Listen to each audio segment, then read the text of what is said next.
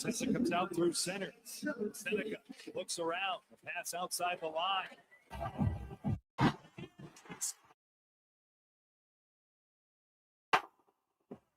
Off it up. Nugent gets walled off it by Hailing. Here comes McDavid. Home.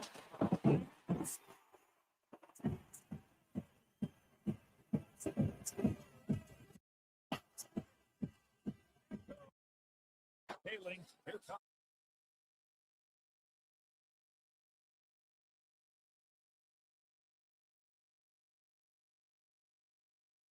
There's 6-5 over.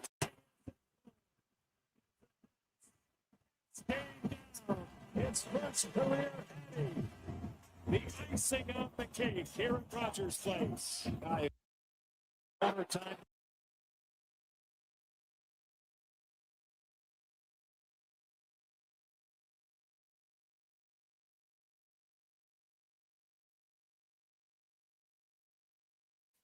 Seneca looks around. The pass outside the line.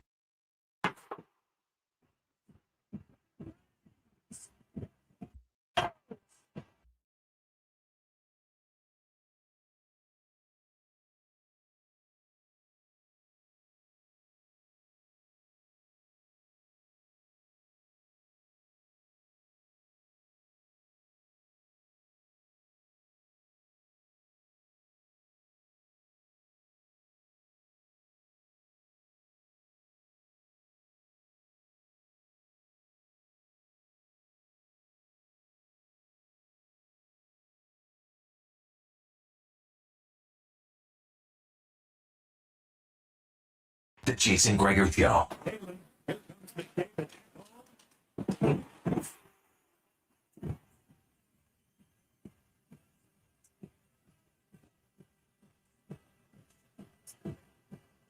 On Sports 1440. Seneca looks around. Pass outside the line.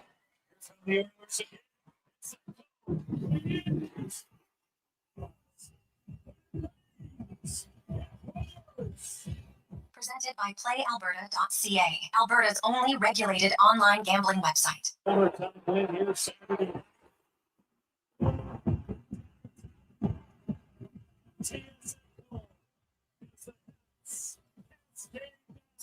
It's first career heading. The icing on the cake here at Rogers Place. Guy who does all.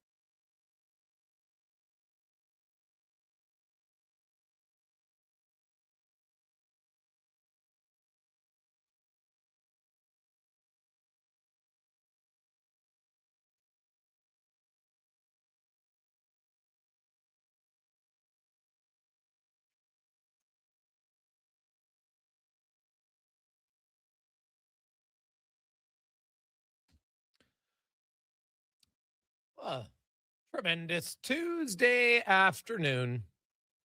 How are you? And welcome to the Jason Gregor Show on Sports 1440, sports1440.ca, YouTube, Facebook, X, Instagram. Thanks for listening. Thanks for watching the show as the Edmonton Oilers, big winners last night. And man, we hit a few at playalberta.ca. We had the Oilers to win by 3. Got a little lucky, needed 2 empty netters, but hey, sometimes you need to be good or you need to be lucky or a little bit of both. But probably my favorite one, maybe my favorite of the year, Connor Halley, was the Spencer Stastny goal that had significant odds of plus 24.87. And now I was, on long shots like that, I like to do it about probably every 6 to 8 games, put $5 on somebody who's not not McDavid, not Draisaitl, not Hyman, not anybody like that. And so I'll be honest, I've hit it twice this year, but the Stastny one was obviously the best one. So, you know what? Every now and then we like to have those kind of fun ones, right? Stay within your limit. And Spencer Stastny. I know Bag Milk at Oilers Nation was very upset because he's been trying for a long time to get the game right. First time I said Stastny in my article, boom, and it hit. So there you go. Some people are just better at certain things, Bag Milk. Don't take it personal. Don't take it personal. So The Oilers, I'll say it was an entertaining game. I didn't love the first 10 minutes of the third period, I guess I loved it for Tristan Jarry. He was excellent in the first 10 minutes. And so he's part of the team. And I guess sometimes, hey, you need every member of the team to pull their weight. And Tristan Jarry, he pulled his weight early in the third period, where the Ducks were over the shots 11-1. They were all over them. But sometimes you're going to need your goalie to be good. And he was good. And the Oilers ended up victorious with 2 NHL records in the same game. Now, I'm sure Wayne Gretzky in his time had set a few NHL records, multiples in the same game. But last night, the Edmonton Oilers defensemen set records that are going to be hard to break. First time in NHL history that a team has had defensemen with back-to-back games with hat tricks. Evan Bouchard on Saturday, Matthias Ekholm on Monday. Like, do you know how hard that's going to be? Like, first of all, D-men just getting hat tricks is not that normal, obviously, right? It's obviously more normal for forwards, but even then, it's not like it's a regular occurrence unless it's January, because right now there's been 27 hat tricks in the month of January. But if you just look at the history of the NHL, and I'm going to do it on the fly here to find out how many defensemen or how many times a defenseman's had a hat trick. I'm not going to go like, obviously Bobby Orr has had multiple ones, and that's but looking at 3 games where you have a guy get a hat trick in a game, defenseman, how many times in NHL history has it happened? I'm going to guess like, I don't know, 200 times maybe is going to be my guess on that, right? Ian Turnbull, I know, owns the record for most goals in a game by a defenseman with 5. And D-men with a hat trick has happened 162 times. This season, we've had it from Simon Nemec, Evan Bouchard. You've also had it from Matthias Ekholm, Darren Radish, and that's it. So 4 hat tricks this season. There's been 162 in NHL history. So think about the amount of games that the NHL has ever had. Right? We're talking, thousands and thousands. And 162 times a defenseman has had a hattie. Okay? Pretty rare. Never mind even in the same year. Right? Like the Oilers in the Oilers history, and they're one of the highest scoring teams ever. They have now had 8 hat tricks by defensemen. 2 of them in the last 2 days. Prior to that, Paul Coffey had 4. Risto Siltanen had the first one. And then Marc-Andre Bergeron had one 20 years ago. I'd have to track down old MAB, get him on the show, talk about his hattie. It's a game you'll always remember, for certain. Matthias Ekholm was remembering the game. He was close. He had 2 goals in a game, and he went to the empty netter and missed it. And when he came to the bench, the guy's like, "Oh, man, you missed a hat trick." He's like, "Yeah, I know." And then Mike Fisher's like, "I deflected your second goal.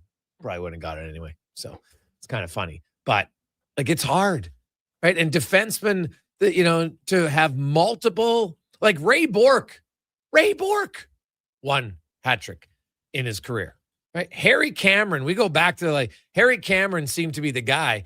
He had 7, but that's in 1922, where I don't think it was 5-on-5. I got to go back and look at the rules. But when I look at the game sheet, teams had 7 and 8 players dressed. Sometimes you'd have 6 forwards and 2 defensemen, which made me believe that you had 4-on-4.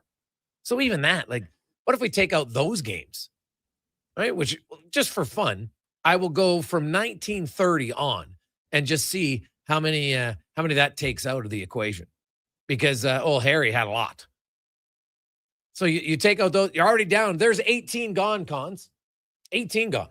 Now you're down to 144. So it's damn rare that you're going to have, Oilers fans you might never see. You probably won't. What if Matthias Ekholm goes, "Man, I'm going to enjoy it. It'll be my only one." Now, statistically, he's right. But that doesn't mean it can't happen. Lubomir Vishnevsky had 2 hat tricks, none with the Oilers, but he did have 2 in his career, which is good. And then the other record, which I think is going to be, this one might even be more, I don't know about more difficult, but pretty close.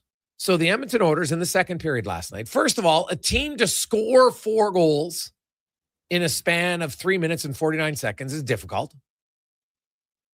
But then it's 4 defensemen to do it in a span of 3:49 and 4 consecutive goals by defensemen. Like, you were watching that game, you're like, what is going on? What is happening here? It was a goal-a-rama from the defenseman. And for all the D-men out there, you were loving it. Because, D-men, even the best ones, like, you get 30 goals, that's huge. And that's pretty damn rare. Even a 20-goal score on the back end is pretty hard to do. So when you have 4, like the Oilers scored 5 goals by defensemen last night. 5. Evan Bouchard had 3 the previous game. You got 8 goals. Suddenly the Oilers are up to the 4th most goals in the NHL by defensemen. And you know what? I thought Edmonton, they had a slow start first 5 minutes. Then they really they dominated the second period. And they dominated late in the first. They had a 10 minutes of the third period where they weren't very good. And their goalie was good. So, you know what? Do they want to crack down and be better defensively? Yes. But you just need to start progressively doing it. I don't think the Oilers have to win every game 3-1. And I'll be honest, like if I have to cover every game and you have to watch every game, it's a 3-2 or 2-1 game. Boring. Right? The last 2 games, they've been entertainment. That's part of what sports is supposed to be. Not every game has to be a Picasso. Not every game has to be a great defensive game. You just want to be entertained. And you cannot tell me that the Oilers at least weren't entertaining. So now they have an extra day off. They had a day off today. Tonight is their the players set up at different stations around the rink. And I think it's only for season ticket holders, but I can't say that 100%. Cons, I don't know. Do you know, like, is that open to the public? You have to get tickets to that. I think it's probably open to the public, but I think season ticket holders get the first shot at it. If I'm not, anybody out there, like I'm a season ticket holder, you'd think I'd know the answer to that. I don't know the answer to that. You definitely need tickets for it. Yeah, I know you need tickets for it, but how do you get the tickets? I think it went on sale and anybody could buy, right? It's a limited one. Obviously, if you want to, lots of people want to get pictures taken and shake the hand of McDavid and Draisaitl. But I tell you, you're probably going to have a better conversation and maybe get multiple photos if you go to other guys around, right? I'll tell you, Josh Samanski, people are going to want a picture with Samanski simply for his fro.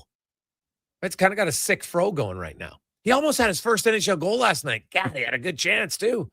I thought in limited minutes, Samanski was fine. I'll say this, that guy's defensive acumen is what's going to keep him in the NHL. And now, he might not stay there all year this year, but I can tell you, watch the games closely, and he is always below the puck in his defensive zone. It is, it's impressive. Really impressive. And I look at a young player who knows that part. He knows what his strength is. He's not coming over to North America. He's like, I'm not a goal scorer. He's not going to be a top 6 forward. But if you can be a reliable bottom 6 guy, that's awesome. The Oilers have some skilled prospects in Howard and Savoy and Hudson. They've got a physical guy in Clattenburg. Now you've got like a defensive responsible player. Who was the last Oiler prospect that you would put in that category who then emerged as that player? I mentioned Kyle Brodziak on the show yesterday. Is there any others since Brodziak? Right, like Rafi Torres was acquired, but he was a 5th overall pick. He came here as a scorer. Right? Jared Stoll had 60 points. Now, Jared Stoll emerged, and especially in LA, as a really good third-line center. But he was on the power play for a year or so in here in Edmonton. A little bit maybe up the line, but probably kind of rotating between third line. So maybe Stoll would be one, right? And Brodziak, right? Because Brodziak was drafted after Jared Stoll, so I guess technically I'd say Brodziak. But since him, can you think of one like Sam Gagner? No. Andrew Cogliano? No. Puljujärvi? No. Right? No, there hasn't been one. So I know Samanski wasn't drafted, but you sign him as a free agent, no one else had him, it's kind of your property. If he develops into a bottom 6 regular forward, that is a massive win for the organization because I can't think of the last one. I'm sure there's some out there. Somebody is going to let me know. 833-401-1440. 833-401-1440. Can you think of one that you look and say, oh, yeah, really consistent, regular bottom six forward? I can't, Cons. Consistent. That's where the problem comes in. Like Tyler Pitlick comes to mind. Wasn't in Edmonton, though. Played a lot of games, but a lot of different teams as well. So he didn't really find his foothold. I couldn't stay healthy, unfortunately, for a great guy, though, Pitlick. Really good guy. Always enjoyed his time. And, yeah, he played like almost 500 NHL games. Yeah. Right? Good career. He's still in the league playing for Minnesota this year. So, he was up and down between the American League. And, that guy is great. He's been in the NHL basically for 13 years, 12 years from when he started his first NHL game back in 13-14. And he spent 2 full seasons in the American League. Didn't quit. I love it. It's a great example. He started out 3 years in the AHL, actually probably close to, then he had a few cups of coffee up and down, and then was a regular in the NHL from 2017 through until 2023, then split the 24 season, and then last year was down in the AHL the entire year, ended up being a 21 goal scorer, 46-point guy. And then now this year had 3 goals in 5 games, and Minnesota called him up. Now he's not a regular every night. He's like a number 13 forward for your team. But so he would be one, but it wasn't with Edmonton. But at least they drafted one who became that. Those have been even few and far between. So, hey guys, Pisani. Yeah, Fernando, but he was drafted before Brodziak. What about Ryan McLeod? Yeah, that's a good one, right? And had a pretty good run in Edmonton for was he 4 years? 1, 2, I think 4 years in Edmonton, maybe 3 years in Edmonton. I think it was 3. Right, like 3. I think he came up late in the 1 year. I think it was 3 years for McLeod, if I'm not mistaken. So, he's a solid player, and he's he scored 20 goals last year. I don't know if he's going to be a 20-goal scorer on the regular, but he's probably a 15-goal scorer. And third line guy, kills penalties. So yeah, he'd be one. And was he a 3rd-round pick, or is he? No, McLeod was a 2nd. I think he might have been a 2nd. I think he was early 2nd, like 39th or 41st or something like that, right around that mark. So, but my point is, there's just not a lot of them. And, you got to be maybe a little bit patient with them. But, man, Samanski checks a lot of boxes. Big, skates, decent on faceoffs. But number one, he's got good defensive instincts. And I think he'll be okay enough offensively. It's not going to be a graveyard of offense, right? Like right now, Matthias Janmark is a graveyard of offense. There's not a lot of offense that has come from him in the last few regular seasons. And eventually, and maybe the hands have gone. I know he's got some, some shoulder stuff, right? And he's had a good career. It's coming up, might play 700 by the end of the year. Plus he's played like over 100 games in the playoffs. Right. And he's been more productive, funny enough. That's the thing about Janmark. The last 2 playoff runs, he scored as much, if not more, because last year he had 3 goals in the playoffs. He only had 2 in the regular season. The year before, I think it was 4 and 4. But that's eventually, you're like, you can't have a guy play 100. He has now got 7 goals in his last 3 regular seasons, Cons. And that's got to be almost 190 games. Because I know he's missed 15 or 16 games this year. He's not at the 54 mark, but he played 80 and 70 games last year. So he's around 190 games. He's got 7 goals. And it's not like he's playing 6 minutes a night. So you would like a bit more offense from him. Well, at least I would anyway, right? That's what you want. So maybe Samanski can chip in on that. But I liked this game last night. Limited minutes. And that had to do with the first period. There was Oilers were shorthanded twice, had 3 power plays. He's not on either unit yet. Probably won't be this year, but maybe next year is a guy who's a penalty killer. It's going to be good. Hey, Greg, you mentioned all the hat tricks by defensemen. Do you know which D-man has the most hat tricks? I don't know off the top of my head, but I'm going to guess it's Bobby Orr. Wait, Cons, you can look it up. I'm pretty sure Bobby Orr or Paul Coffey. Those are going to be my 2 guesses. Right? I think Coffey. Well, I know Coffey had 4 in Edmonton, and I don't know if he had any elsewhere. Might have had one with the with Pittsburgh. Bobby Orr had 9. Coffey had 5. Okay, there. Someone had 6. Red Kelly? Nope. He did it in 129 games played.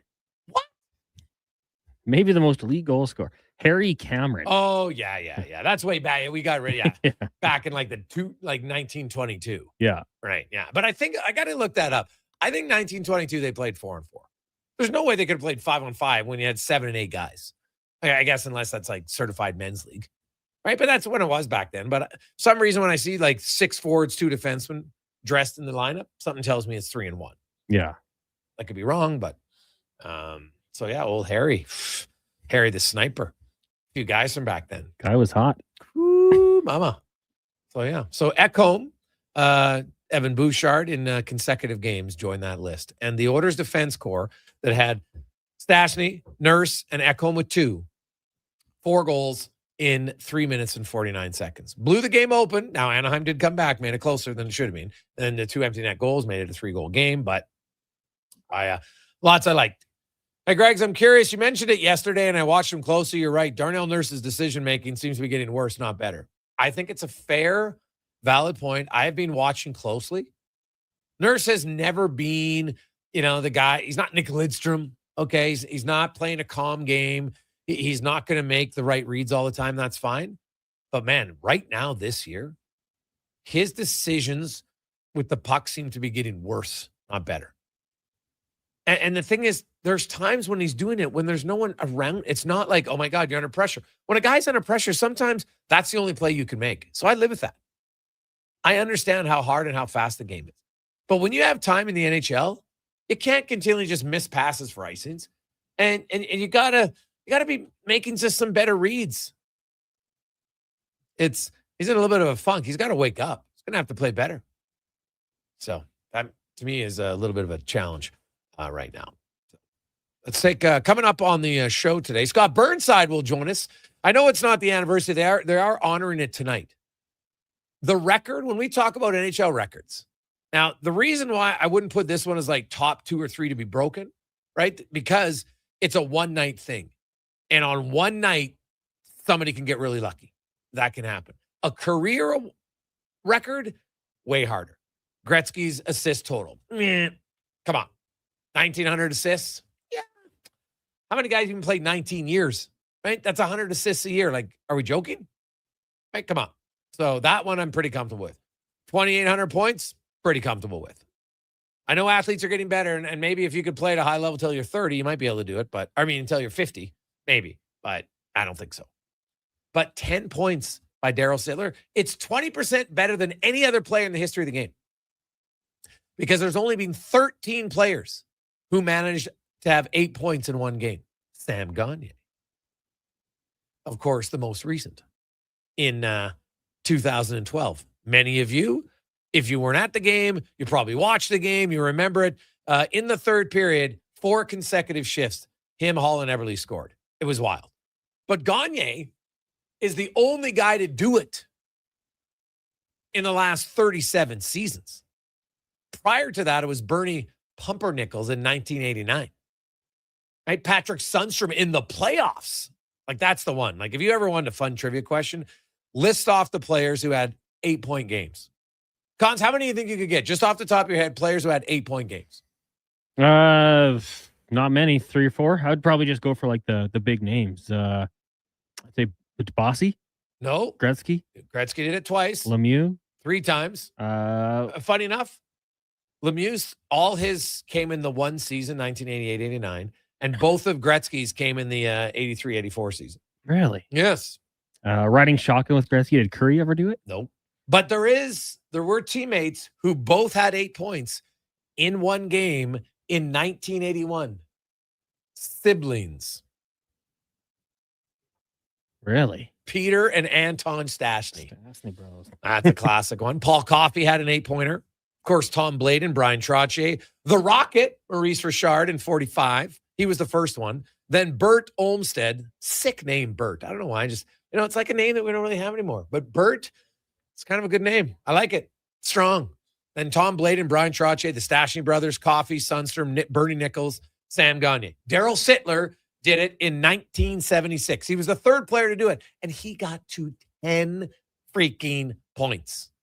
It's coming up on the 50-year anniversary. It was actually February 7th when it happened. But obviously the NHL is on Olympic break then, so they can't honor it. So they're going to honor it tonight because the Maple Leafs are leaving and then they're going on a road trip, Cons, before. So this is their last home game. They made him a special jacket. I don't know if you saw it today. It was awesome because that is incredible. Incredible record, man. 10 points. 20% better than anybody. Like, no one even had 9. He went from 8 to 10, and no one's gone there since. And Sam Gagner is the only guy who's done it in, 37 years? So, yeah, that's a hard one. So we'll talk to Scotty Burnside about that and many other NHL things on The Gregor Show, presented by PlayAlberta.ca. Hi, I'm Colin Livingston, president of Cantork. We've been tightening bolts and redefining our industry for 25 years. Yes, a quarter century, and we're just getting started. Check us out at cantork.com. Our tools age better than I do. When picking a New Year's resolution, try to avoid things you have no influence over. Like bringing home the cup? That would be awesome. But completely outside your control. Instead, pick something you can control, like bringing home some Wilhauk beef jerky. That would also be awesome. But what if we brought the cup home to Canada and it was filled with Wilhauk beef jerky? Okay, I'll allow it. Wilhauk beef jerky, only available in Leduc. Get yours today because you don't win cups with salad. What a performance by Action Electrical today. Their projects team kicked things off, designing and building with unmatched skill. Then the service team swoops in for those crucial repairs and maintenance. And don't forget the testing team, ensuring everything's safe and sound before the solar team scores with sustainable energy. A complete team effort. Have Action Electrical bring home a win for you and your project. Visit actionelectrical.net. You matter. Your mental health matters, and you're braver than you think. Not Alone is an organization focused on creating a space of acceptance and support through tough, meaningful conversation. My name is Tyler Smith, and you are never alone. NotAloneCo.com. It's okay to not be okay. Hi, Mike here from Northgate Chevrolet Buick GMC. Happy New Year. I just wanted to take a moment to say thank you. Thank you for everything in 2025. With your help and your support, we fed almost 500 families. We donated to various charities in the Edmonton area, and we're going to do it again in 2026. Please stop in and see us today, 13215 97th Street, or visit us online at northgategm.com. You're in Northgate country. Do you listen to sports radio at work? Like right now? Well, do you? Who, me? No way. I swear. Okay, friend, we won't tell. Tens of thousands of sports fans listen to Sports 1440 each and every day. On the radio, on the listening apps, on YouTube, and on social media. If you listen to Sports 1440 at work, well, maybe it's time to advertise on Sports 1440 at work. Grow your business. Get your name out there. Shoot our ad team an email. Gregor at sports1440.ca. Let's get to work for you.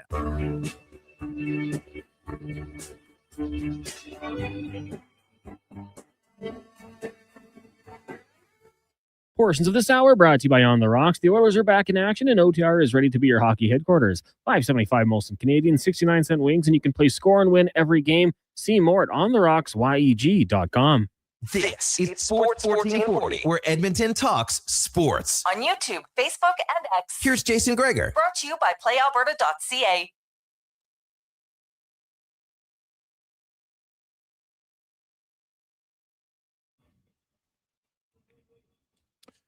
227. Welcome back. Jason Gregor, Connor Howley, Sports 1440, sports1440.ca. You know what? We got a text, very, very good point from Neil. Hey, Gregs, what about Jim Harrison? No one ever talks about his 10-point night with the Alberta Oilers. Right. 1973. Jimmy Harrison had a pretty good year, 86 points in 66 games that year, which included a 10-point game on January 30th. Now, at the time, it was professional hockey. Right? You can't argue that. And he had actually played for the Maple Leafs the 3 previous years. Then he came to the WHA, played there for 4, then went back to the NHL for another few seasons and finished his career playing 3 games with the Oilers in 79-80. But it's not an NHL record because it happened in the AHL.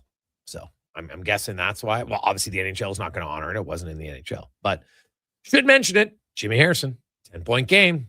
Pretty dominant. I don't care what league you play on, man. Does anybody get 10 points in the dub? They get 10 points in junior A. They get 10 points for the Saints in the BCHL. 10 points, 10 points. Most of you can't even get 10 points in men's league. All right. Pretty hard to do. So you do it in the WHA, you're playing professional players. So it's good. Now, by the way, I see some people online. Gregor, Gagne should have an asterisk. Well, go watch the replay of the goal. Like, this is where, sometimes you can't fix stupid. So do you not think the NHL reviews every goal? Like, do you think this is new? No, they review every goal.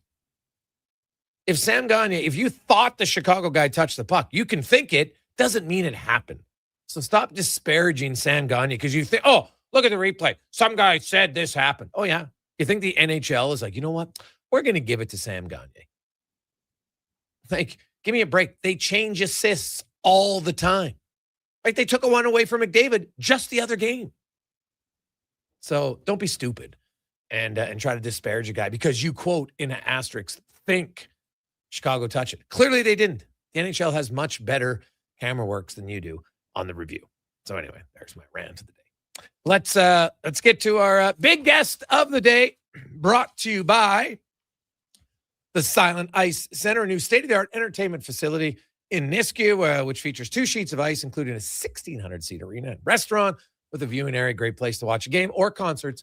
That's Silent Ice Center, as we are joined by Hockey Hall of Fame writer Scott Burnside joins us. Scotty, welcome back to the show, man. How you doing? I'm doing very well. And for the record, a huge Sam Gagne fan. Just, I love Sam. So, great guy. Yeah. Hey, people trying to... He can have as many goals as... He can get as many goals as he wants. Yes. I don't care whether he touched the puck or not. Yeah. He can have some goals. Yeah, no. Well, hey, the NHL reviews every goal, man. Trust me. They took away an assist from Connor McDavid the other day. Like, you think they're just going to, oh, you know what? Tonight we're going to let him have it. It's not how it works. Daryl Sittler, 1976, 10-point game, still stands, obviously, as the greatest individual game in NHL history, 6 goals, 4 assists. And they're going to honor it. It's unfortunate because the 50-year anniversary is actually on the 7th of February, but they'll be in the Olympic break at that point. I saw a sick jacket that they made for it. I love it. Like, this is a big deal, and I'm actually happy that they're honoring. I know a lot of people don't love the Leafs, but this is about a bigger thing. This is an achievement that might never be matched again. Yeah. Okay. So do you remember watching it? See, I'm just looking it up. How old would I have been? And, I remember it. I remember, watching it. So, and maybe, not having any sense of, the exact import of what was going on, but, grew up in a house with, my father was a huge Leaf fan and my grandparents were all Leaf fans. And so, it was, I remember the moment, even though I would have been, not old enough to really, to sort of put it in any kind of perspective, but I remember watching it. I think it's a great moment. It's kind of weird. It must be weird though for fans who don't have, and I mean, so much time has passed that what's the connection to it? What's the connection to Daryl Sittler, right? Like, what is you have to be a really, a fan who digs back into the history of your team and all those things to really have an appreciation of Sittler as a whole and what was an incredible career, barring, no Stanley Cup, of course, but you say that for every Leaf since '67. So, it becomes one of those things that I think it's important to remember. So maybe, fans who are watching or reading about it, maybe they'll be at the game when they do the celebration. They'll go home and they'll look it up and they'll see the highlights of it, and it will become more real to them. But I think it's important that we that we do those things, and it's not just that it doesn't fade into the mist of time, and you go, well, I wonder, what happened that night when you look at the record book? What happened when Daryl Sittler got 10 points for the Leafs? So I'm glad they're doing it. I think it's important. Oh yeah, I think it's great. And I'd hope someone gives it a run. Like, the fact that Sam Gagne is the only guy to even get 8 points in the last 37 years shows you how difficult it is. And, in today's game now, sometimes I find when if you got one guy on a real heater, all of a sudden, you know what? They limit his ice time, and I'm just kind of like, man, if I had a guy with 6 or 7 points, I'd look, hey boys, let's try to go for the record here, shift. right? Like, let's go for it. Let's try to. And you know what? If I was on the other team, I'm not going to get mad. I'm like, hey, let's just stop him. Simple. It's pretty simple. If you don't want him to score, stop him. Yeah, I would. Well, and you know, again, it's like, you know, never say never, right? I mean, perhaps, you know, how many years did we, you know, we're like, no one will catch Gretzky's all-time goals mark, right? And it happens. I don't, you know, no one's going to catch him in points, but you know, who knows? Who knows in 20 years or, you know, whatever the time frame is where you say never and it's not never anymore. So I do think it's fun to talk about. You're right. If somebody gets up to, they're having a night and they have 6 or 7 points, okay, right? Just run them every other shift. Just stick them out there for 2 minutes on the power play. See what happens. Yeah, no, it's true. And, you know, the Gagne night that's wild is I don't think he even had a point in the first period. I do remember he scored a point on 4 consecutive shifts in the third period. I remember the players were like, what the hell is going on here? Like, it was absolutely wild to see for sure. Speaking of wild, it has been a wild season in the National Hockey League. You got teams streaking, they're going up, they're going down. Right now, we've got a lot of teams that haven't been in the playoffs in a while who are in a playoff spot. Now, who knows if they'll hold on to it. The Buffalo Sabres, specifically, like this is a 2-month heater where they've won 18, I think, of their last 23 games and have put themselves, they got 63 points. They are 7 back of Tampa Bay, who's red hot, and they're still only 7 points ahead of Buffalo, which shows you how good Buffalo's playing. But you make the Sabres, and then you got the Canadiens, and then you got the Bruins, and they're all at 63 points. And with Florida lurking, I'm just not sure that all 3 can get in. Out of Montreal, Detroit, and Buffalo, which one do you like best? You didn't even mention the Leafs. Yeah, the poor Leafs are not even in that discussion now. They're they're tied with Philly, 2 points back of Florida. I think it's. I mean, you raise such an interesting phenomena in the Eastern Conference. And how many years, I go back and I think of doing season previews the last 5 or 6 years, and every year, is this Buffalo's year? No. Is this Detroit's year? No. Is this Montreal and Ottawa's year? Well, last year was Montreal and Ottawa's year, and they both got in the playoffs, and both did, had I think strong first round playoff series. Of course, Montreal losing to Washington and Ottawa losing to Toronto in a quite a spirited first round tilt.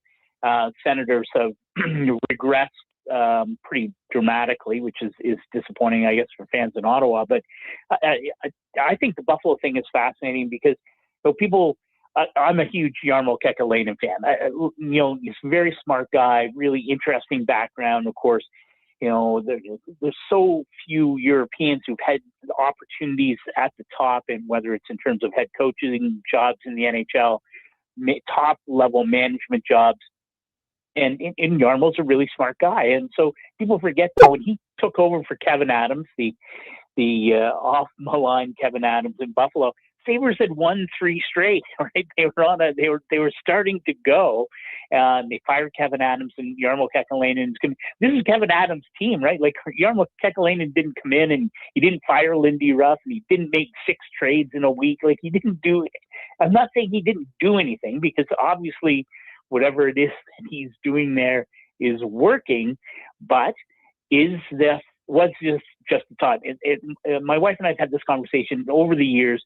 You make a coaching change, team goes on a heater, and there's lots of theory that if you hadn't made the coaching change, maybe the same things would have happened, right? Like the math just says, well, it's time. You can't be this terrible for this long, although Buffalo has done their best to destroy that myth. I think the last time they were in the playoffs, 2011. So that's a long time to not have the math work for you. But maybe that was just it. And I wonder if Kevin Adams sits at home and goes, geez, there's nothing has really changed in terms of, they didn't add Mikko Rantanen, or they didn't make the big trade. They didn't fire the coach. They changed GMs, which rarely happens in season, as you know. And now they play they're playing so well, right? They score, hard to play against. They're getting some goaltending. Go figure. You get all those things going, and you are right now in third place. And it's hard to imagine that they fall completely out of it. Now they are the Sabres, so yes, it's possible. But I like the Sabres as a playoff team. Montreal, I don't know, but do they have the goaltending to hang on? Boston, you alluded to it. They said so streaky, right? They're either on a 10-game, rainbow, or they're like scrambling and have 1 point in 10 games. But I think Marco Sturm is going to be a really good NHL coach, and a big fan of how he played the game and his personality. I think he's a really good fit in Boston. And I think you have to give Florida one of those playoff spots. So yeah, you're right. The question is who comes out. I don't know. Maybe Montreal, because of the goaltending, are more susceptible. But it does beg the question, not that you asked it, but so what about the Leafs, right? The Leafs have, 3 or 4 teams to jump over. We assume Florida's going to be somewhere in the top 8. Is it possible that the Leafs actually miss the playoffs? And that question is being asked because of those, the strong play of the Sabres for sure, but also both Boston and Montreal, certainly Boston exceeding expectations. So it makes for a really interesting stretch run after the Olympic break. Oh yeah. The Maple Leafs, and they got a lot of road games, Scott. That's the biggest difference for them is they've played so many more home games than road games. I think it's 30-22, if I'm not mistaken. And so let's just have a look here. Yeah. I will tell you, it's they've had 30 at home and 22 on the road. Yeah. So you think about that, you got 19-11 there, and they have not been a good road team. So that to me is, and you're going out west and, more travel, where other teams like Edmonton was the opposite. Utah is the opposite. They've been able to get in some home stands now, and Toronto's just not playing very well. I didn't mean it as a slight. They haven't really been in the playoff mix for a while. And to put them in, like Florida's a little bit different. They're the defending champs. So I kind of like, hey, now the Leafs aren't totally out of it, but they are 6 points back, and all of those other teams ahead of them. Like Montreal's the one team. Now it's only a little bit of a blip, but when Buffalo and Tampa and Detroit are rolling, you have a little blip and suddenly you drop from first down to fourth, right? And so I think Montreal's the team of all of them that's got to just kind of quickly regroup. Like do what the Ducks did, right? The Ducks looked like they were dead in the water, won 2 out of 15 games, and then reel off a 7-game winning streak before losing in Edmonton last night. And that's what Montreal has to do is you have to, you can struggle for a bit, but you got to get out of it. And the later in the year, if you have a strength, and we saw this with Detroit 3 years in a row, right? Remember they'd win 6 or 7 in a row, and then you get into March and they lost 6 in a row, and they basically lost their way out of the playoffs those 2 seasons. And that's what Montreal has to avoid. Well, and, to me, the interesting part is, because you have the Olympic break, and so we've already we've seen the Rangers wave the white towel, trade Carson Soucy to the New York Islanders. Artemi Panarin presumably is going somewhere by the deadline. We see Quinn Hughes now. It's been weeks and weeks, but he's Bill Guerin does the almost impossible and brings him to Minnesota, and I think the pressure, especially in the Eastern Conference, where things are a lot more compressed, a little bit more separation in my mind, at least in the Western Conference, where you can say, these are the teams. Here's the top 7, or there's not as much, I don't think, fluidity to the standings in the West as the East. But so when what's Kent Hughes doing in Montreal? Are there moves that he can make? I think Matthew Darche having a strong first season as GM and with the Islanders. Carson Soucy is a good, useful piece. And so you see teams making these kinds of moves. So, what the pressure is on a lot of these GMs. Are you in it? Are you, is it worth it to move some assets to bring in a piece, whatever that piece might be? I think that is going to make for fascinating discussion and storylines, in the days leading up to the Olympic roster freeze. And then certainly after that, as we go pretty quickly then into the actual trade deadline. There's a lot of pressure on these teams. And, I think of a team like Philly, what's Danny Briere? They're not, I don't know, they're just probably not ready yet. But at some point, do you have to push, do you have to try and manufacture that move to put yourself in the top 8, even if you do get waxed in the first round? Like, I think these are, I thought it was really important for Ottawa and Montreal last spring. And I, Ottawa's regressed, but, maybe Montreal takes another step forward, and it takes bringing in a piece or two at the deadline. I don't know. Or maybe you're just like, you know what, we're okay. We can, if we get in, that's great, but we're going to keep our powder dry and see what happens at the draft in the off season. But a lot of pressure for those teams to find their way in, because, Panthers are the greatest example of it, right? 3 years ago, they shouldn't even been in the playoffs, and they go to the Stanley Cup final and then win back-to-back cups. Well, that wasn't on the bingo card, but I don't know. Like, there's a lot of GMs out there going, geez, could that be us? Yeah, crazy. Scotty, great stuff, man. As always, we appreciate it. Have yourself an awesome day. Enjoy Sittler night. All right, take care. That's Scott Burnside joining us, Hall of Fame writer. We will return. We got more NHL to get to because there's lots of storylines. Man, we're getting close. We're under 30 games left in the season for some teams. The Edmonton Oilers, of course, one of the teams that's played the most games in the league. So they'll get a break, but they also, there's going to be people, you're going to hear it a lot. Oh, condensed schedule. Not for the Oilers. They don't have a condensed schedule in March and April. They play 21 games in 48 days before the playoffs. 21 and 48. That's not a condensed schedule for Edmonton. So they get through these next 4 games here, and if they can go 3-1, maybe they put themselves in a really good spot down the stretch. We'll come back. It's a Gregor Show presented by PlayAlberta.ca.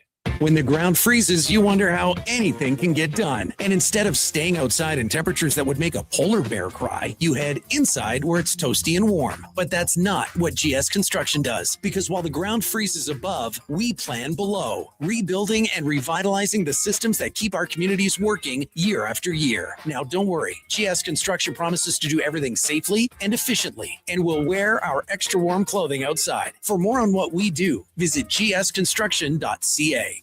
I skipped breakfast this morning. Stay out of my way. Don't threaten me with your bad choices. No worries. A booster bar from Booster Juice will fix me. I don't even know what that is. Yeah, because they're new. Snack-sized bars packed with seeds, pecans, gluten-free oats, all sorts of good stuff. That sounds lovely, actually. 2 different flavors to try, too. Coconut pecan booster bars and harvest booster bars. Want to skip breakfast with me? I take it back. You make good choices. Booster Juice, Canadian-born, blending since 1999. 60 years ago, we started selling trucks as Western GMC Buick. Today, we are Wolf GMC Buick. We're still located on the corner of 184th Street and Stony Plain Road with the same ownership for over 2 decades. Our customers have trusted our family-owned, community-driven business, and for that, we are thankful. If you're looking for a truck or SUV, pop in and one of our seasoned professionals will get you a great deal, hassle-free. Come trust our team at Wolf GMC Buick. Wolf GMC Buick.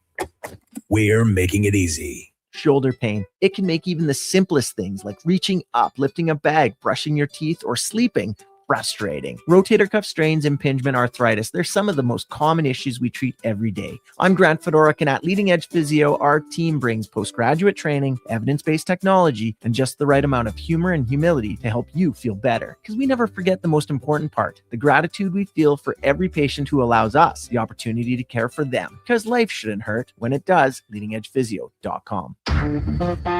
The job isn't done until the last load is hauled, and having a semi-trailer out of commission is not an option. Whether replacing or adding to your convoy, Edmonton Trailer has a huge inventory of new and used semi-trailers, trusted by the gravel, logging, oil field, fluids, and freight industries. Find a trailer right for you online or at one of their 3 locations. For sales, service, parts, rental, and finance, when you're in it for the long haul, Edmonton Trailer. Vimy and Donnan Hockey are dedicated to skill development for all hockey players. If you know a student athlete interested in growing as a person and a player, register for a free shadow day. Beginner or experienced, this program develops a student athlete skill in a supportive environment. It's a great opportunity for prospective student athletes entering grades 3 through 12 to see what Vimy and Donnan have to offer. Visit vimyridge.epsb.ca or donnan.epsb.ca for more info and to sign up.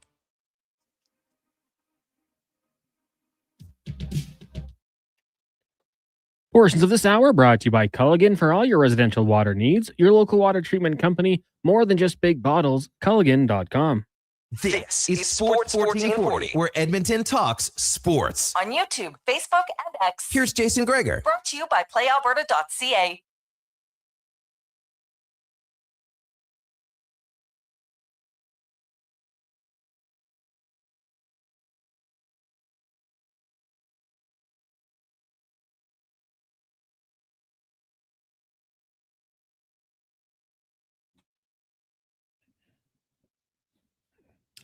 $2.49. Welcome back, Jason Gregor.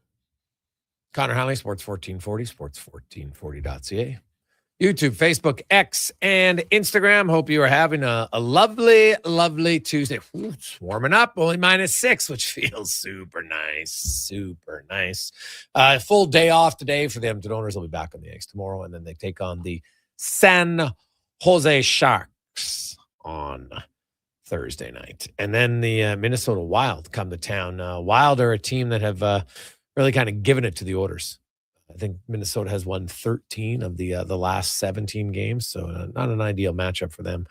The Sharks are in Vancouver tonight, and then will make their way to Edmonton. So if you feel the need to have to watch some hockey, you can check out the Sharks game tonight against the Vancouver Canucks as we go around the NHL, brought to you by McDonald's. Now, remember, you got a few days left. You want to stop in at the McDonald's at 590 on Baseline Road in Sherwood Park. It's closing for renovation. So if you get in there before this Sunday, you'll get a discount card that's valid at all the other Sherwood Park locations while the renovation is on. So save yourself a little off of maybe like the Big Mac, double cheeseburger. Get it at McDonald's. Dan Rosen from NHL.com joins us. Dan, welcome back to the show, my man. How you doing? Good, Jason. What's going on, man? How are you? Well, I'm great. I was very impressed, and the Ducks did it without Carlson, without McTavish, without Troy Terry. I don't know how many Ducks games you watch this year, Dan, but man, they got some. And I watched the Ducks more this year than I have in many years because they're entertaining to watch. Like, they can run and gun. Yep. They're aggressive. They give up a lot of goals for sure, but man, they got some good pieces on that team right now. Jackson Lacombe. I was eating Beckett Seneke last night. Was, man, is this young kid going to be a player in a few years? Yeah. They kind of like a team that got like to the starting gate and was just like everybody sprinted right away, right? Like, just like free for all type sprint. And I think they liked it. I think that's what Joe Quenneville kind of wanted. Like, let's let these guys go. Let the horses run a little bit. Because you got to remember, the last 2 years under Greg Cronin, it was a lot of teaching. It was a lot of positioning. It was a lot of like structure and this, that, and the other. And I give Greg Cronin a ton of credit because I think he did a really good job in setting the baseline, right, for this team, because that's really what was needed to set the baseline for them. And now they let the horses out of the barn and they're running all over the place. And it's good and bad, right? I mean, because they just had a 9-game losing streak, and then they just had a 7-game winning streak. So you're going to run hot and cold with these types of things, but they got a lot of talent. Gauthier, Carlson when he comes back, Seneca, Lacombe is terrific, McTavish, and they got veterans. Like, that's the thing I like about it. The way they've put this team together is they have insulated their young guys with veteran guys like a Kreider and a Granlund, a Trouba, Killorn, guys who've won or have been on winning teams.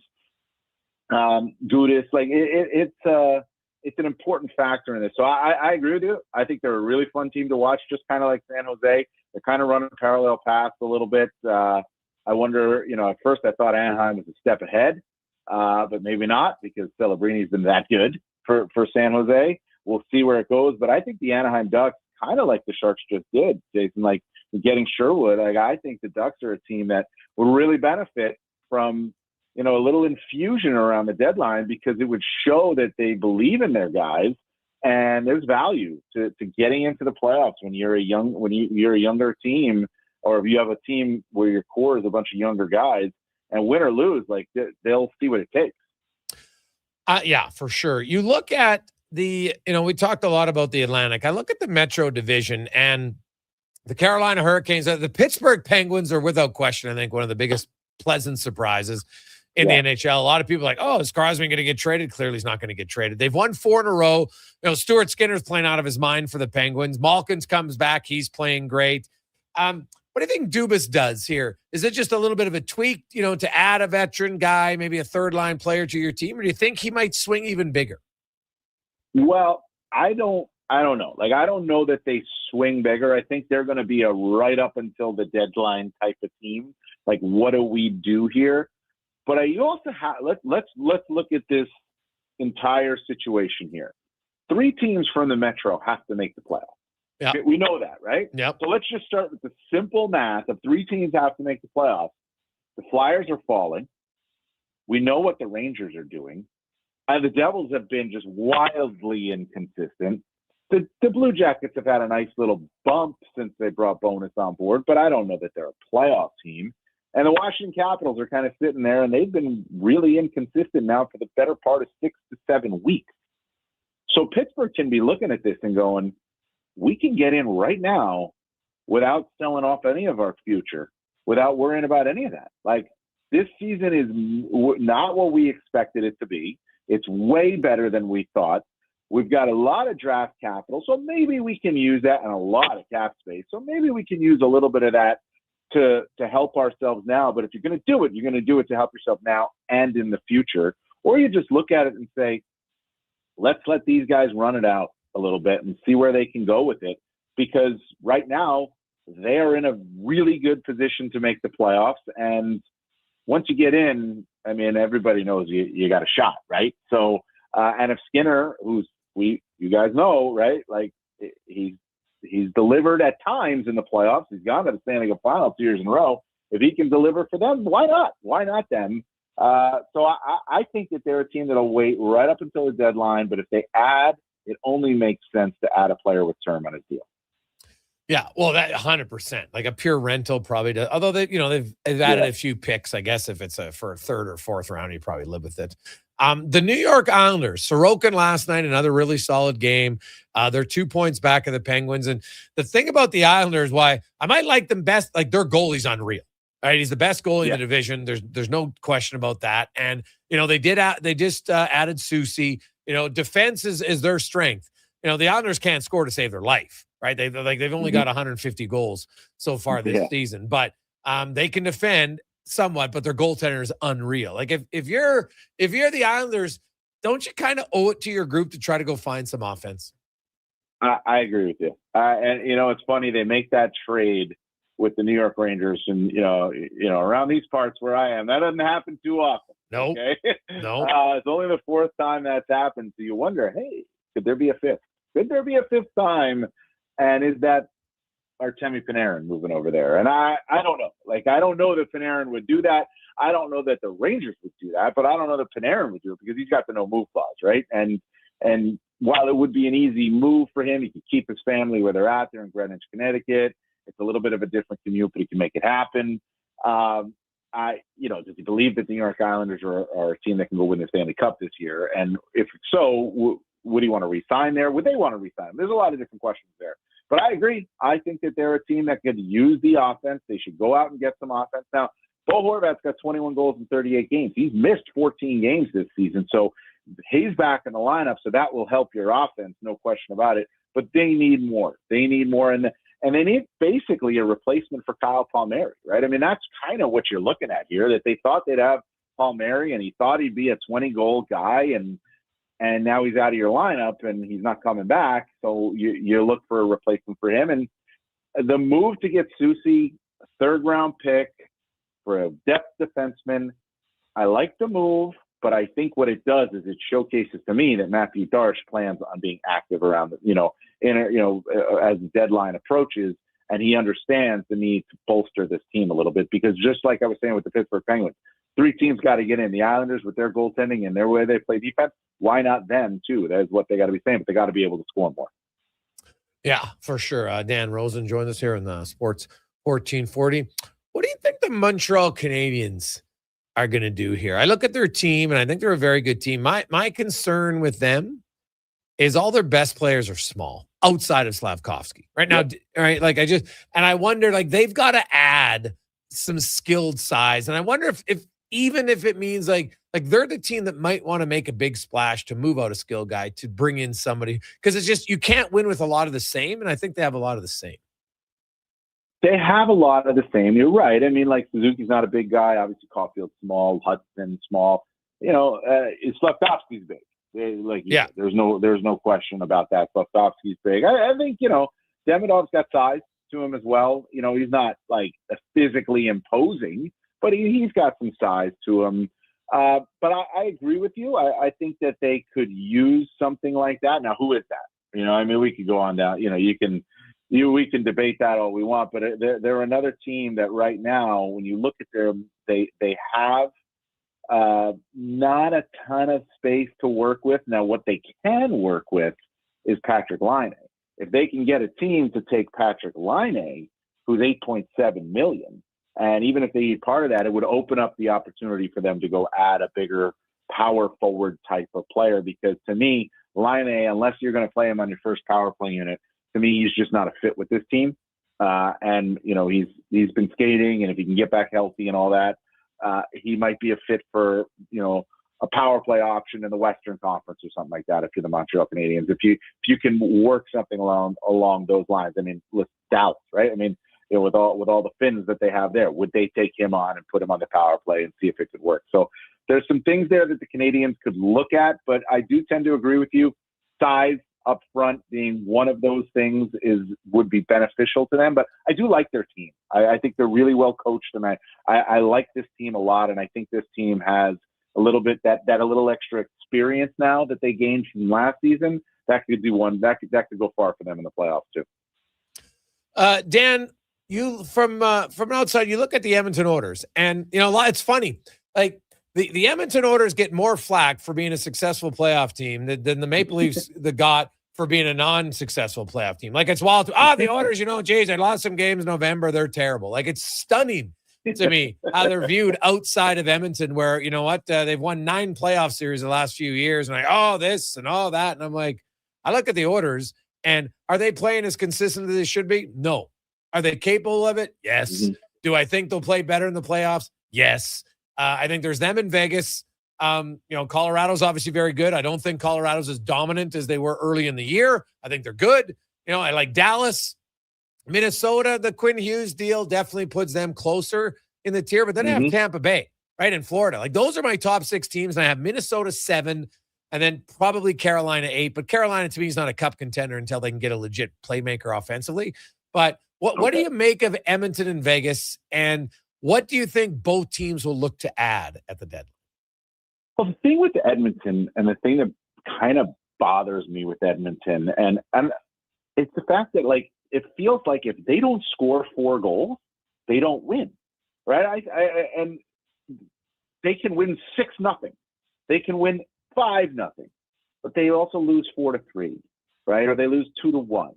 Or the Pittsburgh the other day, 6-2, right? So to me, it's like feast or famine, right? So they got to find that middle ground. They've been able to do it in the playoffs, where they can find that middle ground and win a 3-2 game, right? To me, that's it. But I mean, I'm looking at you look at them and I constantly they scored 6 tonight, they won. 7 tonight, they won.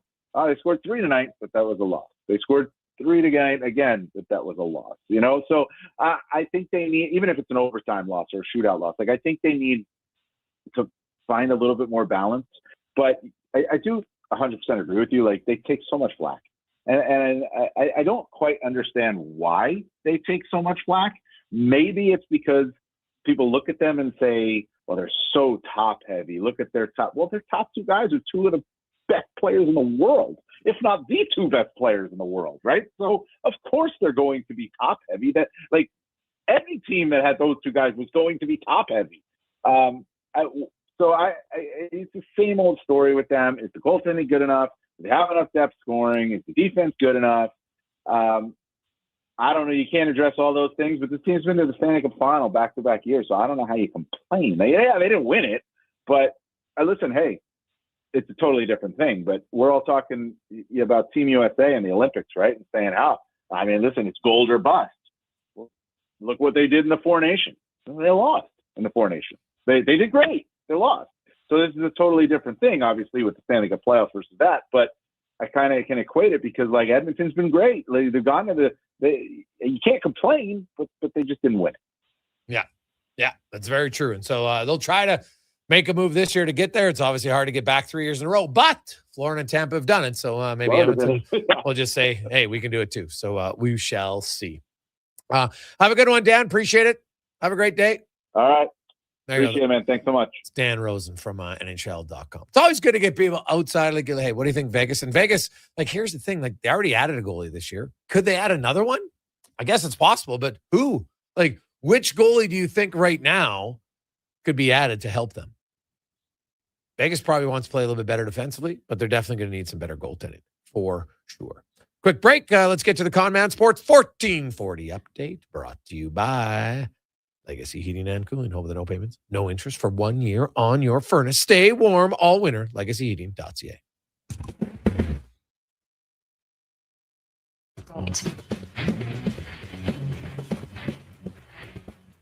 Busy night in the NHL. You got the Bruins taking on the Preds. Leafs host the Sabres. Golden Knights in Montreal. Red Wings and the Kings. Panthers host the Mammoths. Jets travel to Jersey. Sharks hosting the Canucks.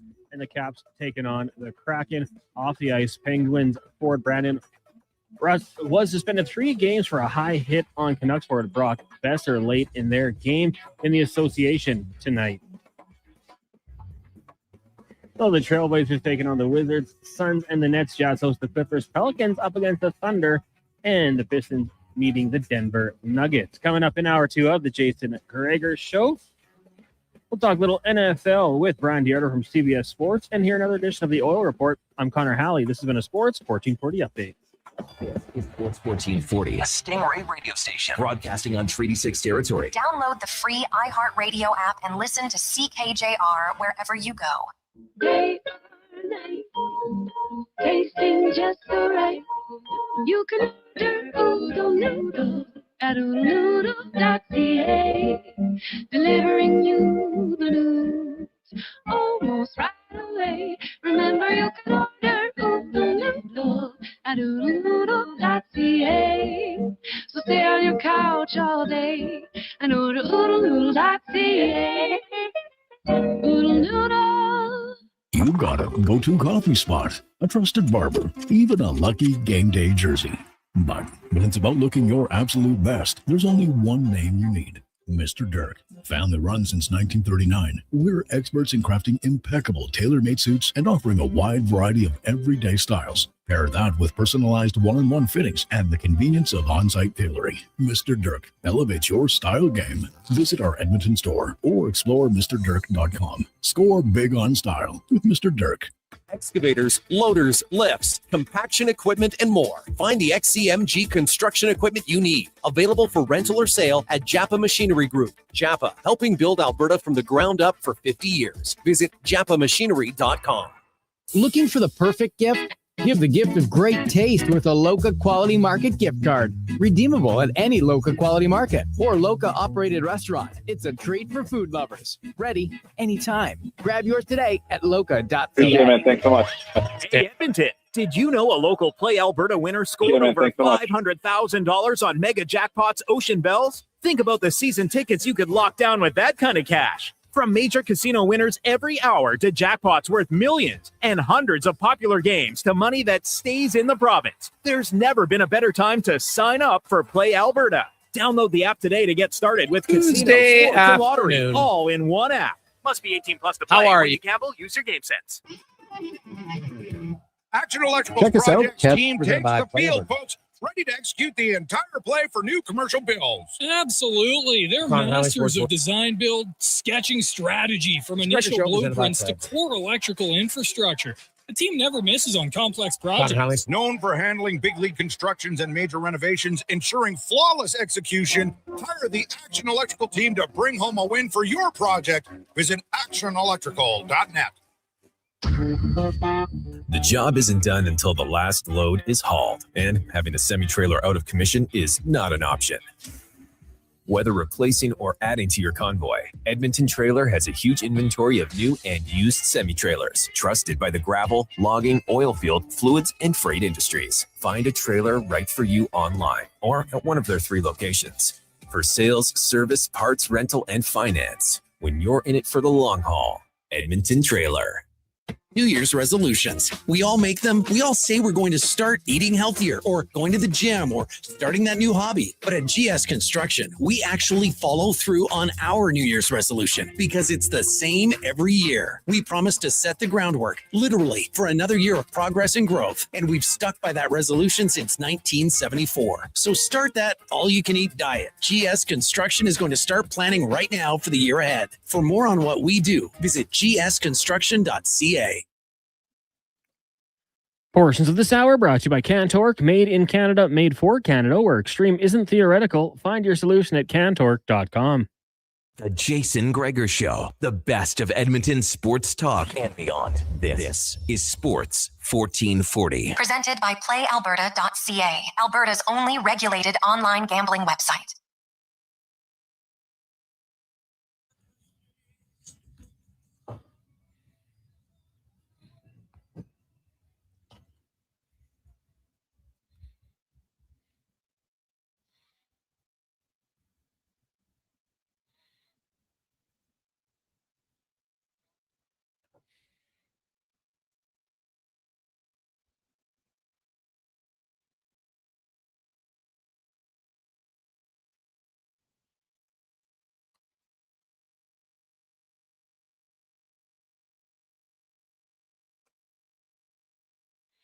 We continue on just after 3 o'clock Tuesday afternoon. Jason Gregor, Connor Halley. Oof. Thinking about, I don't know what I want for dinner tonight. Well, just remember 40 Tuesday. Get you 40% off at Papa John's. Might want to check it out right now. It is the Gregor Show, as always, presented by PlayAlberta.ca, Alberta's only regulated online gambling website where 100% of the revenue stays right here in the province at PlayAlberta.ca. I hope you are having an awesome Tuesday afternoon. The Gregor Show is brought to you by PlayAlberta.ca, where we always have a few Jason Gregor Show odds boost. Tonight, going with some teams that we think are going to win, because we always like a day. You know what? Your home team, I look at the schedule, look at some of the matchups. And ones that we like tonight have the Stars winning on the road in St. Louis and the Wild winning at home, both by 2 goals. So you can check that out. And a few other ones, some NBA action as well. So you can check it out. PlayAlberta.ca. Coming up this hour, Brian Diardo will join us. We continue to set up the NFL. There's got some coaching hirings. What is there? 3 vacancies left now, Matt? I think that's what it is, right? Raiders, Brown, and Cards, yeah. The big ones. What's taking so long, guys? Well, maybe the Browns are asking Pro Bowler Shedeur Sanders. Honestly. Sit in on the meetings. How can that happen? Did every other quarterback say no? Yeah, pretty much. I think Trevor Lawrence might be below him, but that's what happens when you allow fan voting, right? It's just it's a joke. That's kind of I don't think you could ever, when someone says, oh, this guy was an 8-time Pro Bowler, I don't think it's going to matter now. No. You can't use that. You just can't, because that and I'm saying that when it comes to Hall of Fames, when people will try to put in things like that, you simply can't do it anymore. Because it's based on what? Shedeur Sanders, honestly? And hey, I mean, maybe, remember, I know when they did that to John Scott, and you look and say, okay, maybe this is the fans saying, you know what? We're going to act like complete idiots, so then eventually you'll get rid of it. Because I think it's devaluing what it is. Now, the Pro Bowl is what the Pro Bowl is, right? It's a fun game. It's even flag football now, is it not? Yeah. Which makes sense. I can understand. I think flag football would actually be better than the old version of it. But the Pro Bowl is there more for the prestige of it. And so keep the prestige of it. It's like I've noticed at this year's Olympics. So Croatia has 28 athletes going to the Olympics. 25% of them have been named flag bearers. 7. It used to be one of the biggest honors you could have was to be a flag bearer. You had to have accomplished something pretty significant. Usually like closing ceremonies, it's somebody, it's like that person's country who's just had a phenomenal performance, right? And in the opening ceremony, it's someone who's had phenomenal performances in the past. But now there is no better reflection of our society and our willingness to don't want to hurt anyone's feelings. So let's devalue stuff. And it works in a lot of different ways, right? It works in the law courts where, you can't use the word rape now. It's all sexual assault. Everything's together. So it minimizes the actual real worst cases, right? You rape someone or you slap someone on the behind. Guess what? It's both sexual assault now. It's terrible. You have 7 flag bearers for one country. Like, what are we doing? Like, it's just, I don't know why. Who decides that these are good ideas? That's what I'd like to know. Who decides that's a good idea? It's not great. So, hey, boys, they might have to add a sweetener to get a coach assigned in those 3 towns from Bones. Well, you know what's funny, though? There's only, limited NFL head coaching jobs. You're still I know that they send out now, every NFL team puts it out on their social media page. We've interviewed this guy and we've interviewed this guy. I would be very interested to see, because I know when there's a coaching vacancy, like you get a lot of people that will call the GM and say, hey, I'm interested in the job. Now, that doesn't mean they get an interview cons, but you get lots of people reaching out who are interested in the job. Now, some you're kind of like, really? Like you're applying for the job. So, that's fine. But there's still lots of like legit candidates. I would guess, Cons, each GM in those markets, probably outside of the interviews they did, had another 15 from people saying, I'm interested in it. Oh, yeah. And I mean, you just look for the Raiders. Davis Webb with the Broncos is a hot candidate. He just wrapped up his season. Kubiak with the Seahawks, obviously a little preoccupied, their offensive coordinator. So I think that there's coaches out there that, the Raiders might be looking at. And I don't think that job is as bad as the other two. You're going to probably get Fernando Mendoza. You got Genty, you got Bowers, Max Crosby on the defensive side. You got to bulk up the offensive line for sure with that job, but they've got $100 million in cap space. That one might be enticing. The division's a little bit tough, but I think for some of those teams, it's just waiting for their guy. And then you've still got Brian Daboll, who did kind of agree in principle with the Tennessee Titans to become their offensive coordinator, unless he gets a head coaching job. So that's a little bit of a weird situation. You're kind of playing second fiddle, it feels like, if you're the Titans, but I still think there's some quality options out there. And yeah, it's a job only 32 people in the world have. So someone's going to take it. Yeah, somebody definitely would take it. Hey, Greggs, who would be your vote for Canadians flag bearer now that we're on the topic? From Lance. It's a good question, Lance. You know what? If I had to pick one person, I would pick the reigning world champion who's already won 2 Olympic medals, Elliot Gronin in snowboard cross. He'd be at the top of my list. Ivani Blorin, she's in long track speed skating. She's won the Olympic. Now, hers would be a little bit more. She won a silver, if my memory's correct, 4 years ago. She's been around for a long time. She's had an extensive career. But the only people on the list have to be Olympic medalists, number one. And I think the fact that, a few years ago when he was 20, he won 2 medals. And now that he's 24 and he's the world champ, that's a guy. Like, to me, you've had great success already to be the flag bearer. And I know people are say, well, what about Sidney Crosby?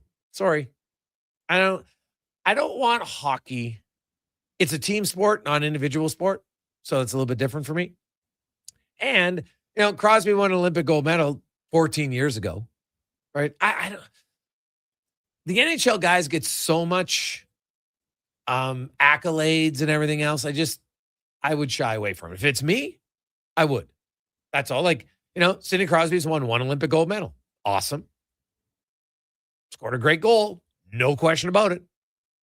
But if you look at his Olympics as the whole thing, it's not like he dominated in the Olympics that year, if we're calling a spade, right? So, no, I think that Grodin's, A, he's won more medals. B, he's currently the reigning world champion. Like, Sidney Crosby's not the best hockey player in the world right now. So I wouldn't have a hockey guy if it's me. Cons, is there anyone that you'd add to the list? I was just looking. So the opening ceremony is the 6th. Penguins play the 5th at 5. Oh yeah, he's not going anywhere. And he shouldn't be the guy. If it's going to be hockey, I might look at like Marie-Philippe Poulin, who's won gold the last Olympics for the team, kind of the face of that team. But I would lean to more with you, probably like an individual Max Pro. The snowboarder might be one that would be kind of cool. Someone from the speed skating group that won the team pursuit. I think that would be the route I would go for flag bearer. It'd be cool, Charles Hamlin, if he was still participating. He retired, obviously, but he would have been a good one. But yeah, to me, it has to be someone who's won gold. You gotta set the tone with someone out there who's a winner. Yeah, hey, Greg's, what about Kingsbury? Well, you know what? He would be another. He's had an unreal career, right? Because doesn't he hold the record for most World Cup victories? Right? Like I know he has the most World Cup medals, Cons, for got sure. 15, 9 golds. Yeah. Right. And I think he might have had like on tour, I think he has the most victories. You can double check that, but I know he had the most medals. Maybe he doesn't have the most victories. I thought he did. But he's another option for sure. I don't have a problem with him. Right? Like those are some of the ones that I would look at. Into 3 games, so yeah, that'd be a cool one. Gregor, what if Canada wins gold? Would you have him carry the flag for the closing ceremony? Sparky B. No, because the hockey guys don't stick around usually for the closing ceremonies. And that's kind of like the other thing there. So, and again, teams like if Sidney Crosby's on the team, but isn't a major contributor, right? It would be different for me. Now, if he scores the gold medal overtime winning goal again, or has 2 goals in the gold medal game, okay, different story. But if he just plays in the team and has a good tournament, but isn't like the best player, then no. I don't, the NHL guys, they have the spotlight on them all the time. All the time. And sure, it's great. People love it. No problem. But you're an individual sport and you train for those 4 years and man, like you got to be on. Because when you're in a team sport, you can be good, but you don't have to be at your best for the team to win. Right? Your team needs to be the best, but you don't have to be at your best. To win a gold medal individual, you have to be the best. It's the best, right? No question. So, 4:20. When we come back, Brian Diardo will join us. Get a little bit more on the Oilers. And if you missed it, I'm sure you probably have it now. You probably know that the Oilers had a record-breaking night last night. 2 NHL records set by the Oilers. We'll reset that and more. Struddy just, he can't wait. Like, Collins, how long should we put it at? Like 5 seconds, 10 seconds before he brings out the shootout? How long do you think it's going to be? It'd be quick. That'd be pretty quick.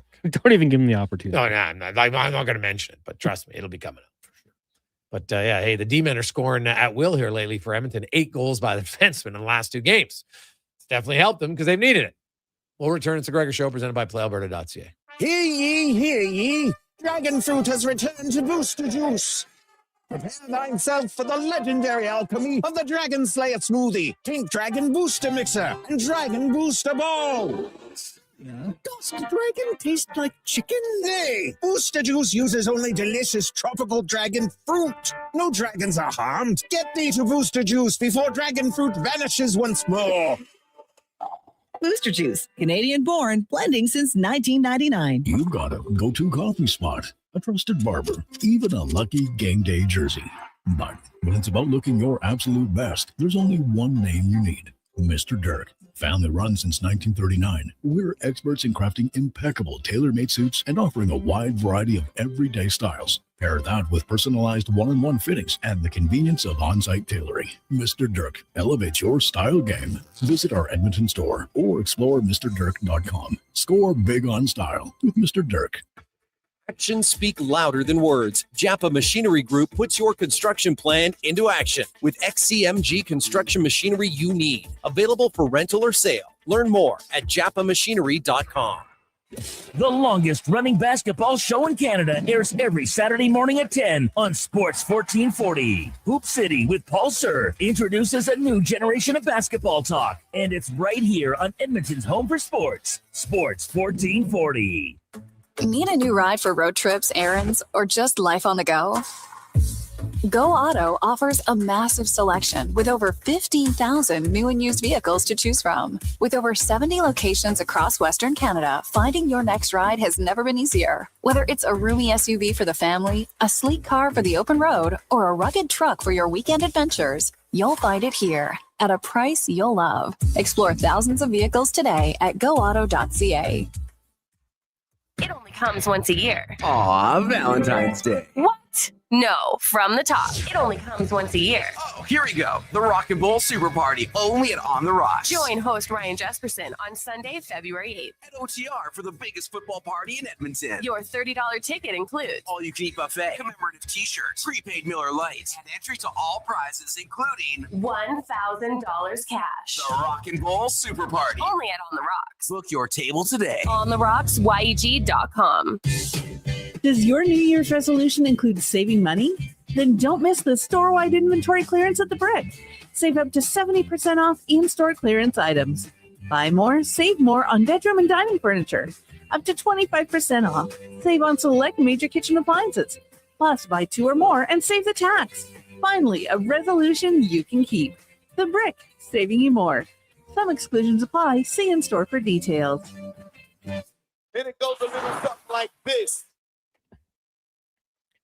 Portions of this hour brought to you by Leading Edge Physio. We treat pain and injuries, head to toe, and some other issues that might surprise you, like incontinence, vertigo, neuropathy, and cognitive issues. We invest in the technology, techniques, skills, and people know how and what to fix. Life shouldn't hurt. LeadingEdgePhysio.com. The Jason Gregor Show, the best of Edmonton sports talk and beyond. This is Sports 1440. Presented by PlayAlberta.ca, Alberta's only regulated online gambling website.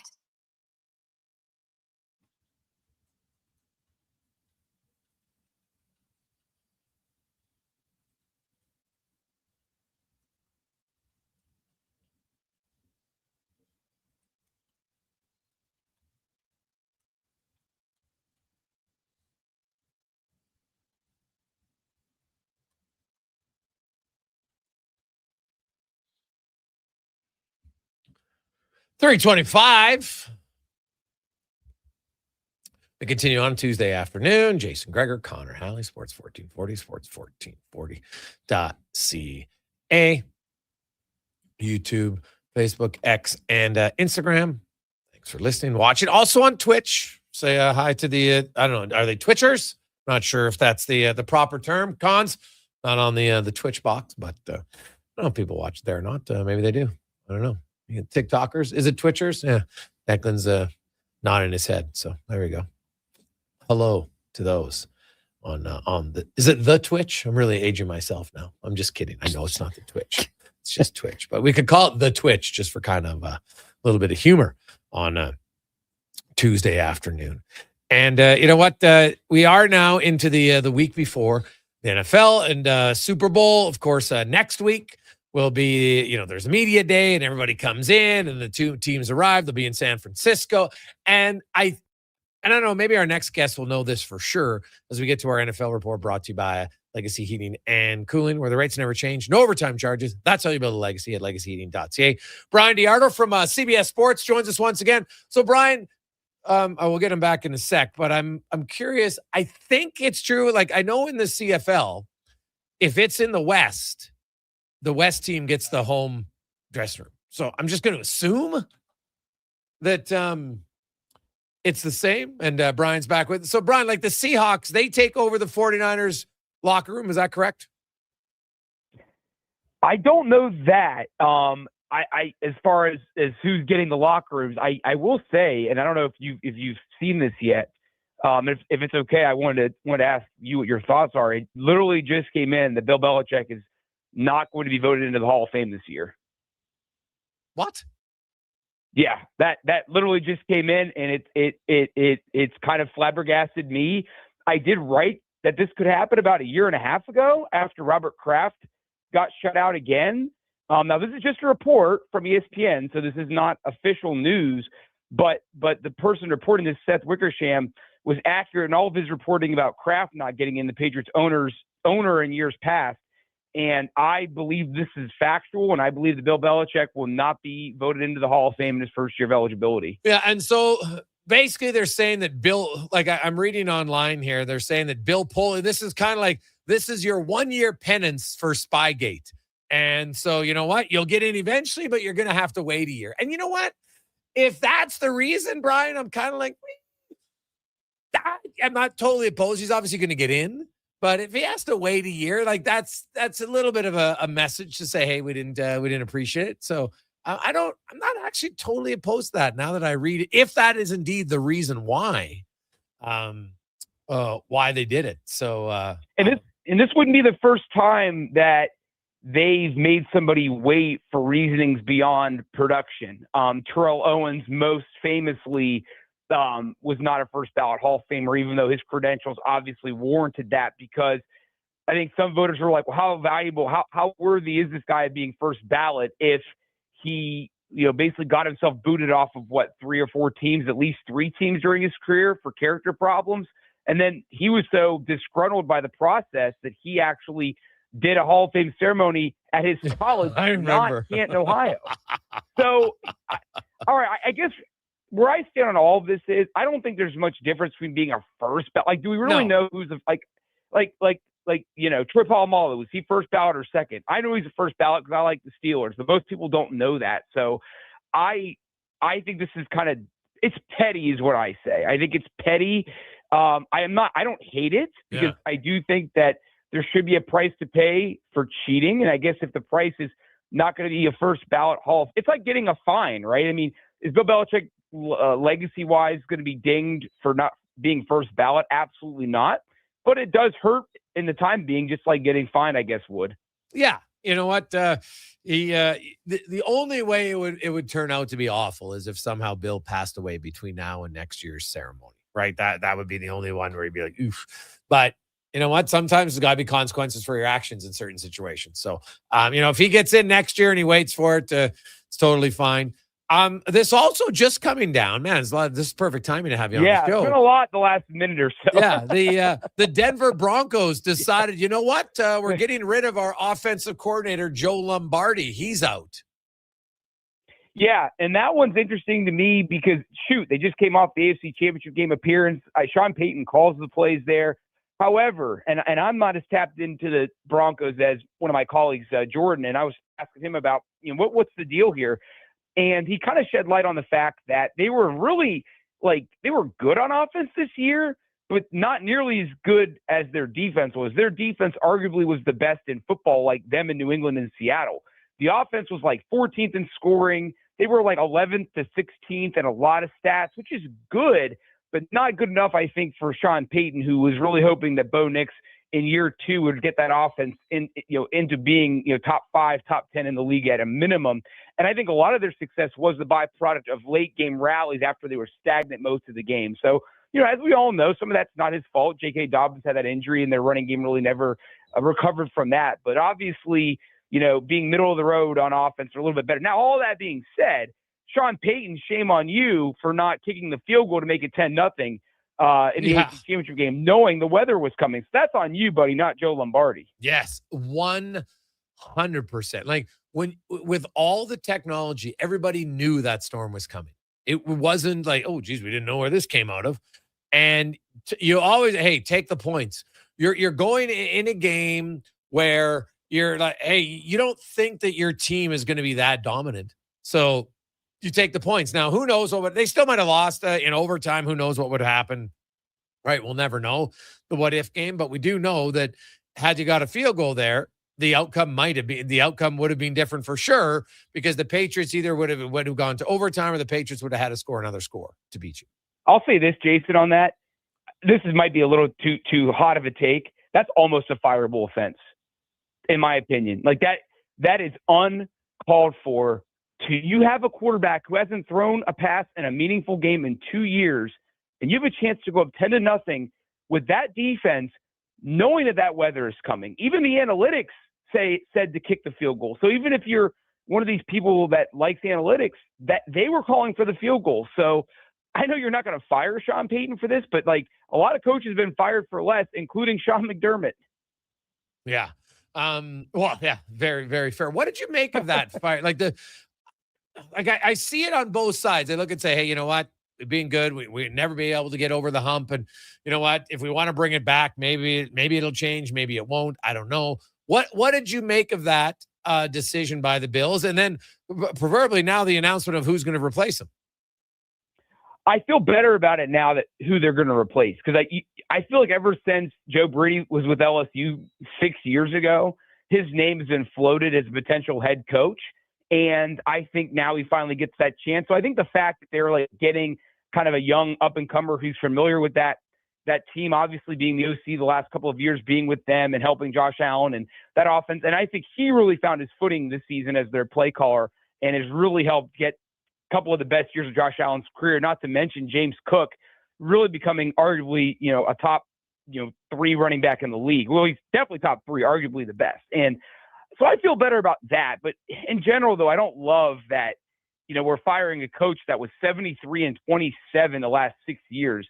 That's the third best 6-year run of any team to not appear in the Super Bowl. Like, he was having a John Madden career basically, and then Madden finally got his ring, and McDermott won't get that chance with Buffalo. But I'll say this: I'm okay with the hiring, and hey, if you want to fire a guy because he hasn't gotten you over the top, that's fine too. What I don't like is him getting thrown under the bus by the owner and general manager during a press conference when we have footage of the contradictory, which is, I'm alluding to the blaming of the drafting of Keon Coleman, who's still on your roster, by the way, and will be for the next couple of years unless you trade him.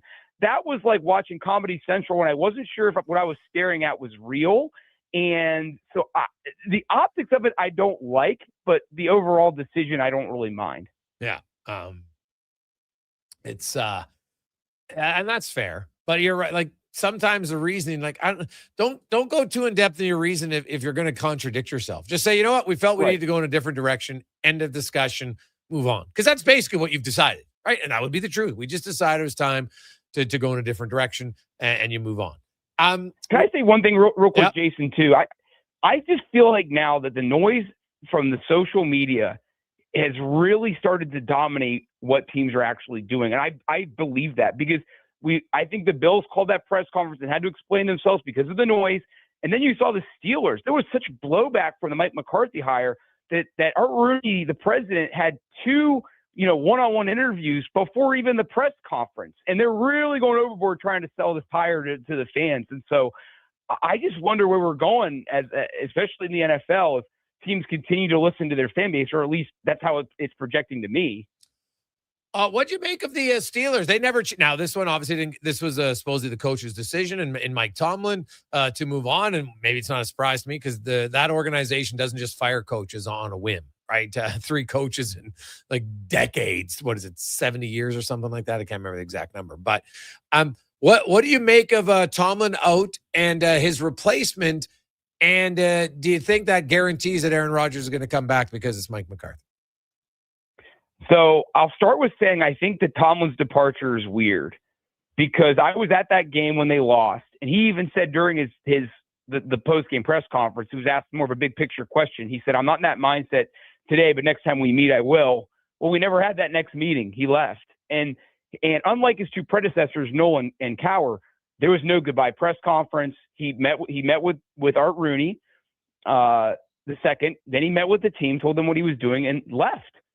And there was no goodbye press conference, no anything. And it makes you, and he has not given any public statements since. And so it makes you think, what were his emotions or what were his feelings out the door in Pittsburgh? We know that there were the fire Tomlin chants. We know that it was, there was the 9 years without a playoff win, his 8-12 playoff record kind of started to supersede the 19 straight years without a playoff win and all the other things he had done there. So I do think for him, there were some hurt feelings out the door. I think the noise did, affect him to a degree. And I also think there's just a level of disappointment from him that he was unable to end that playoff wins drought. And so I think for him, there's a lot of emotion there, and he probably didn't want to try to encapsulate it in a press conference. Now with McCarthy, I like the hire. And again, I know a lot of Pittsburghers wanted, a young coordinator, Chris Shula. There's, and I don't want to give this a lot of credence, but there's rumors out there that he bombed the interview with the Steelers because Chris Shula, the Rams DC, was kind of my pick, but I like McCarthy. I mean, it doesn't matter, but he is a Pittsburgh native, so he gets it. He gets the culture. He gets the franchise and the history and how it's winning Super Bowls are really nothing at this point. Offensive guy, really good with quarterbacks. He likes the roster where it's currently set, which is why I think Rooney wanted him. They don't want to rebuild. They think this roster is good enough to compete now. I mean, they did beat the team that's in the Super Bowl, the Patriots, earlier this season. So overall, I like the hire. I think Rodgers is 50-50. He did say he did reach out to Rodgers, and he would definitely welcome him back. But if it's not Rodgers, he loves Will Howard. Really loves Will Howard, and he did admit he hasn't really looked at the quarterbacks coming into the draft yet, which is not very high. I do like Ty Simpson though from Alabama, but I think it's going to be Rodgers or Will Howard, or would be my top two picks for them if I had to predict. And then after that is Mason Rudolph if Rodgers doesn't come back and he outplays Will Howard during training camp. Okay. Looking at ahead now, I know we got a few weeks to look it over, but right now, to me, like if the Seahawks don't win this, I'll be quite surprised. I just think they've been a better team start to finish all year long. The Patriots have been good. I just don't think they're as good. Where do you come out in this? And is there a specific matchup that interests you most when you look at it from a receiver versus DB, O lineman versus D lineman? Anything specific? I agree with you, but we've been fooled before by the Patriots, haven't we? Right? Like they're facing a team that's better, at least from the skill set positions, and you just assume they're going to win. I do think that it might be a coin flip at quarterback, though, and I think it just depends on what kind of game you get into. If it's going to be a high-scoring game, that would probably favor Seattle because Darnold's been in those kind of games all year. If it's kind of loosey-goosey, both defenses are kind of having an off day, that would favor, to me, Seattle. But I don't think that's going to happen. I think it's going to be more like New England's going to want a rock fight, right? That's how they want to win this game. Not that they can't win a high-scoring game. That's not necessarily their bag. Their bag is we saw it all through the playoffs. They beat the Chargers in the first round 16-3. They just won the AFC Championship game 10-7. They leaned on their defense against Houston. This is a defense team all the way. That can favor New England because as good as Darnold has been, there's that famous, clip of him saying he saw ghosts against the Patriots when he was with the Jets a million years ago. So there still is this thought, I think, that if you make it a defensive game, you put it in Darnold's shoulders, he could still waffle. Now, the X factor there, and this is where I'm getting at as far as the biggest thing I'm excited about seeing, Jackson Smith and Jigba was giving me some Jerry Rice vibes in that NFC Championship game. You knew the ball was coming to him, but nobody could stop it. No. That was incredible. And I think him, Cooper Kupp, his reemergence, I'm curious to see if those guys are just too good for New England. Because I agree with you. Like on paper, I think Seattle can win. But like I would pick, if you had to twist my arm now, I'm taking the Patriots because I think they're going to try to make this a rock fight. And if they do, I think that they would come out on top. Yeah, I look at the Seattle Seahawks have enough offense that they were able to outgun the Stafford connection with Puka Nacua, who's an elite receiver, and Adams, who's been like money in the red zone catching touchdowns all year long. And I look and say they're able to outscore them. I don't see any way that they can outscore the New England Patriots. Yeah, I again, it kind of comes. It also too comes down to which conference do you think is better? Because again, the Patriots won a division with the Bills, but the Dolphins were pretty bad this year, and the Jets are the Jets, right? And so they didn't face the toughest of competition. Also, the Chargers kind of came into the playoffs banged up. I mean, Houston, C.J. Stroud really struggled in the divisional round, and then they faced Jarrett Stidham. So they didn't face murderer's row to get here, right?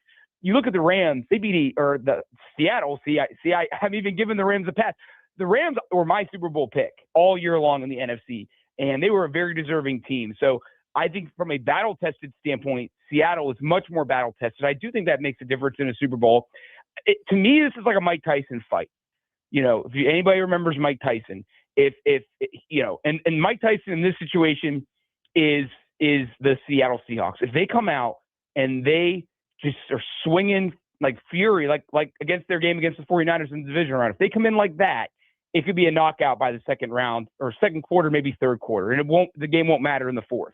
If New England keep this thing close after the first half, watch out. Because I agree with you. And again, that's my big question: is Smith and Jigba and Cooper Kupp and Rashid Shaheed, the big acquisition from New Orleans right before the trade deadline. If those receivers are just too much for New England, this game could get out of hand early. But the longer this game is close, the better it favors New England's chances of an upset.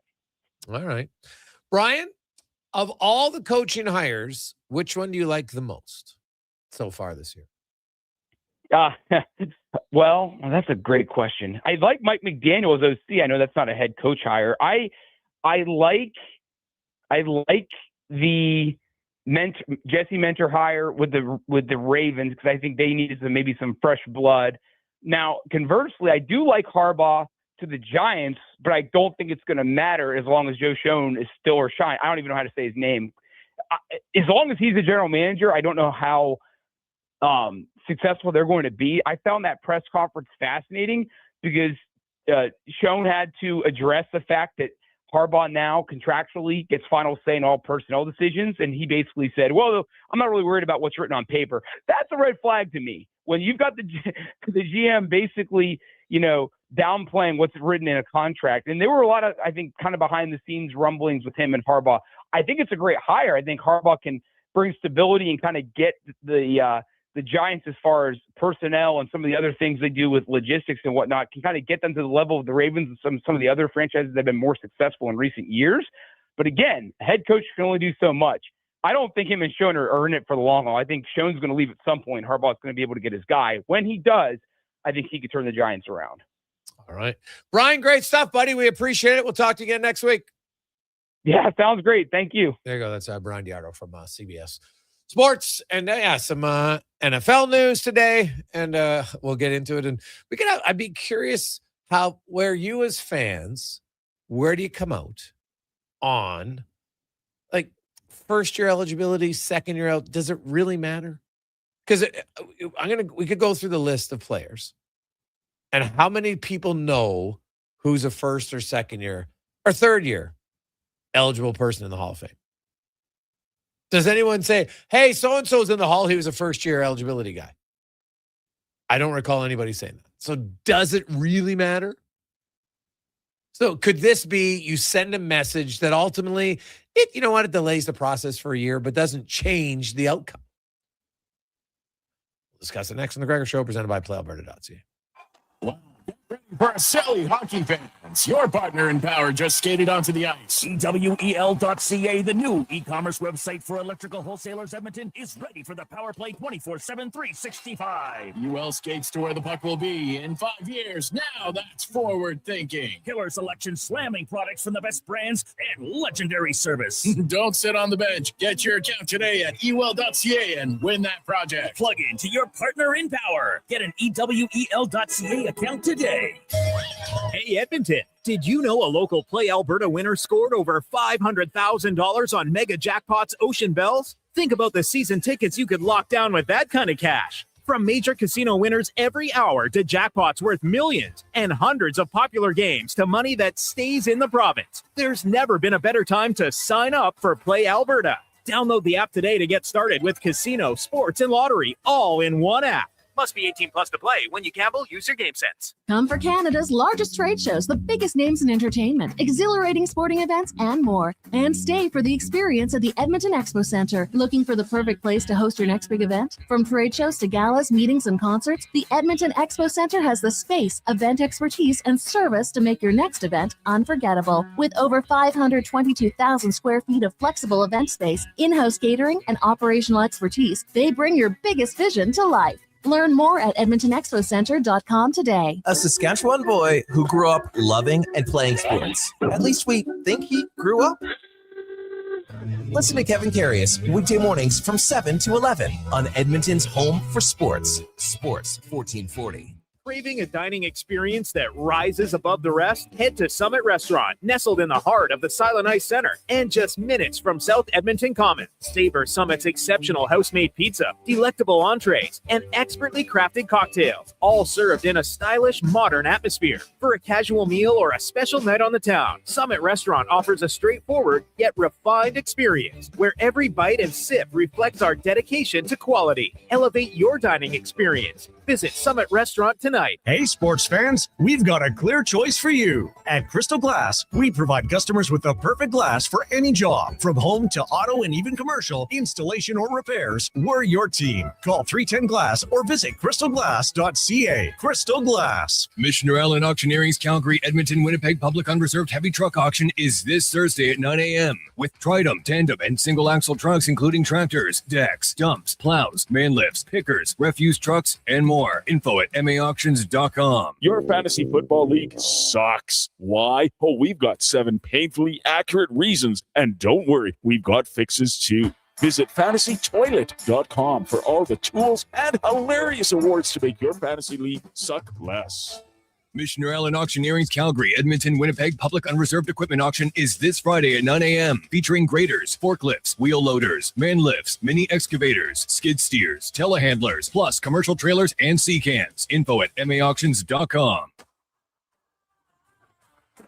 You're listening to The Jason Gregor Show on Sports 1440. Presented by playalberta.ca.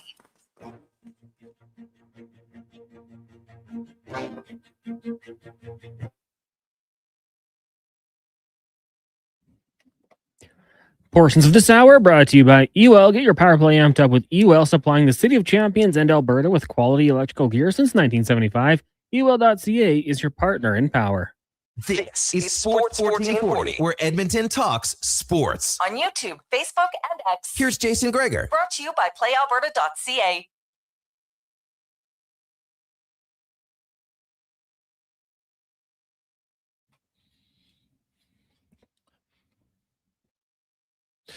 $3.49. Welcome back, Jason Gregor, Connor Halley. Lots of good text. I like this one. So if you missed it, Bill Belichick was not voted in to the Pro Football Hall of Fame on his first year of eligibility. And that got a lot of people wondering, like, what's going on? So there's an article in the NFL, ESPN, and it says, quote, multiple sources told ESPN that Spygate and Deflategate, the twin cheating scandals during the Patriots championship run, came up in deliberations amongst voters. A voter who spoke on a condition of anonymity said that Bill Polian, an ardent Kraft supporter and former general manager of the Bills and Colts, a chief Patriots rival, told some voters he believed Belichick should wait a year before inductions as penance for Spygate. Now, that scandal back in 2007 cost him a first-round pick. The Patriots got fined $500K, and Belichick got fined $250K. So now this is just, a reporter. And, some people are going to get mad. Why are you doing that? And I get it. I can understand both sides. And so here comes the question from Darren. Hey, Gregor, why punish someone who has already paid the price? When I get a speeding ticket, you pay it, and then you go to renew your license and say you need to pay for a ticket again from 3 years ago. It's already paid for. It doesn't make sense to me, from Darren. Well, Darren, here's the thing, though. When you get a speeding ticket, if it's an actual speeding ticket but not a photo radar, when you get a speeding ticket, you also get demerits. So Bill Belichick paid a fine, which you do when you get a speeding ticket. You get a fine and you get demerits. So this is kind of like his demerits, just delayed. His demerits are, in this case, having to wait a year before you get inducted into the Pro Football Hall of Fame. I didn't love Spygate. The Deflategate was one that I think they kind of proved that really didn't make much of a difference. But Spygate clearly did. Right? And it wasn't necessary. So I'm not opposed to like a 1 year delay. Does it really change anything at the end of it? He gets in the Pro Football Hall of Fame, but someone down the road might remember that he wasn't a first ballot Hall of Famer. I don't think many people remembered. Hey, Gregor, the other point you forgot is your insurance usually goes up a year later. Touche. See, sometimes there is a delayed punishment. That's right, bud. Good point. So, yeah, honestly, I don't think this is a big deal. You're going to have a lot of full outrage online, right? At the end of the day, does it matter if you're a first or second balloter? Let's go through the list of hockey players. What year did Glenn Anderson get in the Hall of Fame? Wasn't his first. Wasn't his second. But guess what? He's in the same Hall of Fame as Mark Messier, who got in on his first try. Or Wayne Gretzky, who didn't even have to wait 3 years. You're in the Hall of Fame. So it's kind of like the last time someone could say, you know what? Here's just a little reminder that you cheated. And that's all this is doing. It's bringing up that he cheated. You can't deny he cheated. So what's wrong with it? Right? I don't have a huge problem with it. So people are going to get super mad about it, I'm sure. But for me, it's kind of like a nothing burger. He's going to get in. He just has to wait a year. Right? So now some would say, hey, Greg's, the time has passed. Now, what's the statute of limitations, Cons, on, is it 10 years? I didn't take law. Is that what's the statute? I think it varies by crime. Oh, okay. So what's the, but I didn't take law either. What's the longest one? Is it 25 years? 10? I'm just curious. What's the statute of limitations? So some would say maybe it's passed. Valid. But it's 18 years later, right? 2007. In Alberta for civil, it's only 2 years. Oh yeah, I knew for civil. Yeah. What about criminal? Wow. And this was not criminal. So yeah, like I said, if somebody wants to get really upset about it, but I'm like, is this like, if there's things that I'm really going to get fired up about, this wouldn't be one. Doesn't exist for criminal. Okay. In Canada. In Canada. Yeah. Are you sure? Wikipedia has led me to the right answer a lot of times, but that's where I'm getting my info from. Okay. It's like, hey, our text line is pretty much split 50-50.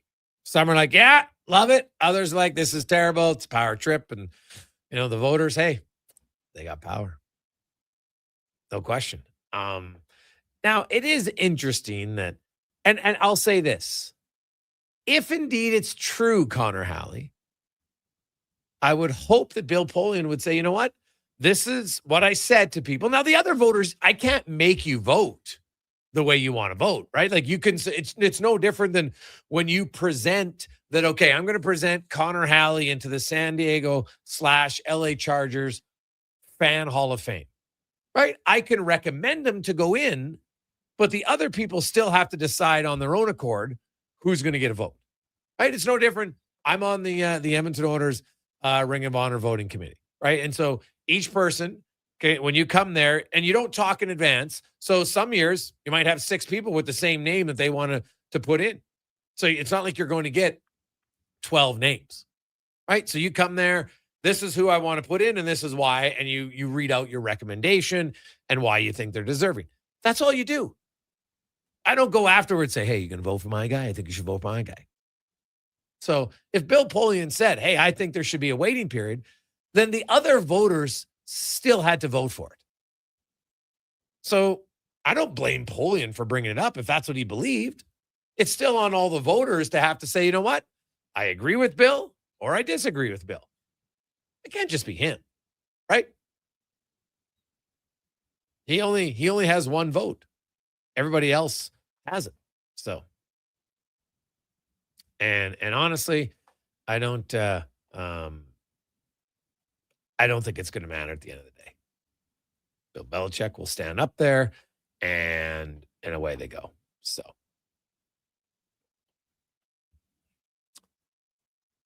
Yeah, like nobody that has a vote is denying he's going to be a Hall of Famer. It's going to happen. It's just a 1-year delay. We've seen it before. Yes, that's very true. Hi, Greg's on. Do you think Barry Bonds will ever get in? Ooh. Good question. He clearly cheated. And the thing that's most disappointing about Barry Bonds to me was Barry Bonds, like he was on track. When he started cheating and his head started expanding, he was already going to be a Hall of Famer. Right? Good home run hitter, stolen big, good, like great player. But it wasn't enough for him. And so, you know what? If Barry Bonds doesn't get in the Hall of Fame, I won't really feel that empathetic for him, Cons.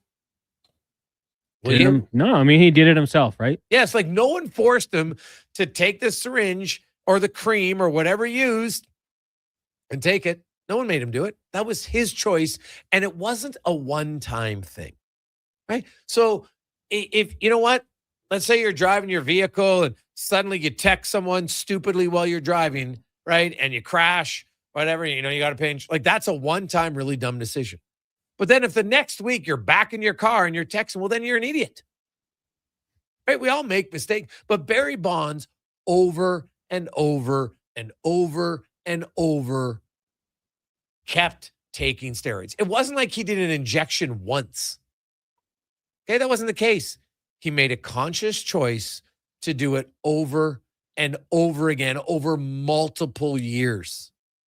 And the thing was, it was there for all people to see. Like, I'm actually kind of funny. And maybe someone's done it, Cons. But you see all those people, they go online and like Ryan Nugent-Hopkins, for instance. Oiler fans did it. They had Ryan Nugent-Hopkins, every photo from the time he was first year in the league. All right. And it was like, it comes across and you see him changing. Go do that for Barry Bonds. And you can literally see, that's obviously when he started taking it. Like, because your head doesn't just grow in your 30s suddenly. Okay. Unless you get a weird illness. Okay. Unfortunately, yes. But other than that, no. You're not just walking around in a 35. It's pretty sunny out here. Hey, Bob, what happened over there? You went from a Gregor head to a Bronte head. What happened? Well, nothing, Bob. Right? That doesn't happen. So I have zero empathy for Barry Bonds and the other guys in that era who are roid guys. I just don't. Now, if they get into the Baseball Hall of Fame, then the people who care about it decided that it is. And I'm like, all right, I don't have to agree with them, but I'm not going to go crazy. But right now, I'm more on the side that Barry Bonds doesn't deserve to be in the Hall of Fame. He made a choice repeatedly for multiple years to cheat the game. That's what he did. And the worst part is he has a record that's like one of arguably the most prestigious record in baseball. And he owns it because he cheated and took steroids. Right? Cheated and took steroids. That's the only reason he has the record. Right? Like, look at Barry Bonds' career. Right? Don't tell me that, like, you can literally track it when suddenly Barry Bonds became a guy who was because Barry Bonds started in 1986, Connor Halley. 1986 home runs. And I'm just going to do this in chronological order. 16, 25, 24, 19, 33, 25, 34, 46 in 1993, right? 7 years in the league, doing pretty good. 37, 33, 42, 40, 37, 34, 49. All pretty good. Oh, what happened this year? 73 in 2001. 15 years into his career. And then back to 46, 45, 45. You think it's an outlier, Cons? Like, come on. Like, the guy had been very good. Don't get me wrong. Right? Was an excellent hitter. Right? Had great vision at the plate. Walked a lot. Good stolen bases. Good fielder. But it wasn't enough. And he wanted to cheat. And he got caught. And it might cost him in the he might never get in. And if he didn't, there's a message. Cheaters never prosper. Sometimes, but not all the time. Then he lied about it too. Yeah. Deny, like in front of Congress as well. He was charged for obstruction, was he not? Pretty sure Belichick came clean pretty quick with Spygate. Yeah, no, it's true.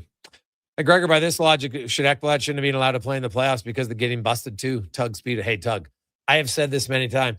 I love baseball's rule on steroids. If you get caught taking steroids that year, you serve your suspension, but guess what? You're automatically ineligible for the playoffs that year. It's a very simple rule. There's not a lot of steroids in the NHL, but don't be fooled to think that there isn't any. There was just one last year. Of course it's still around. So guess what?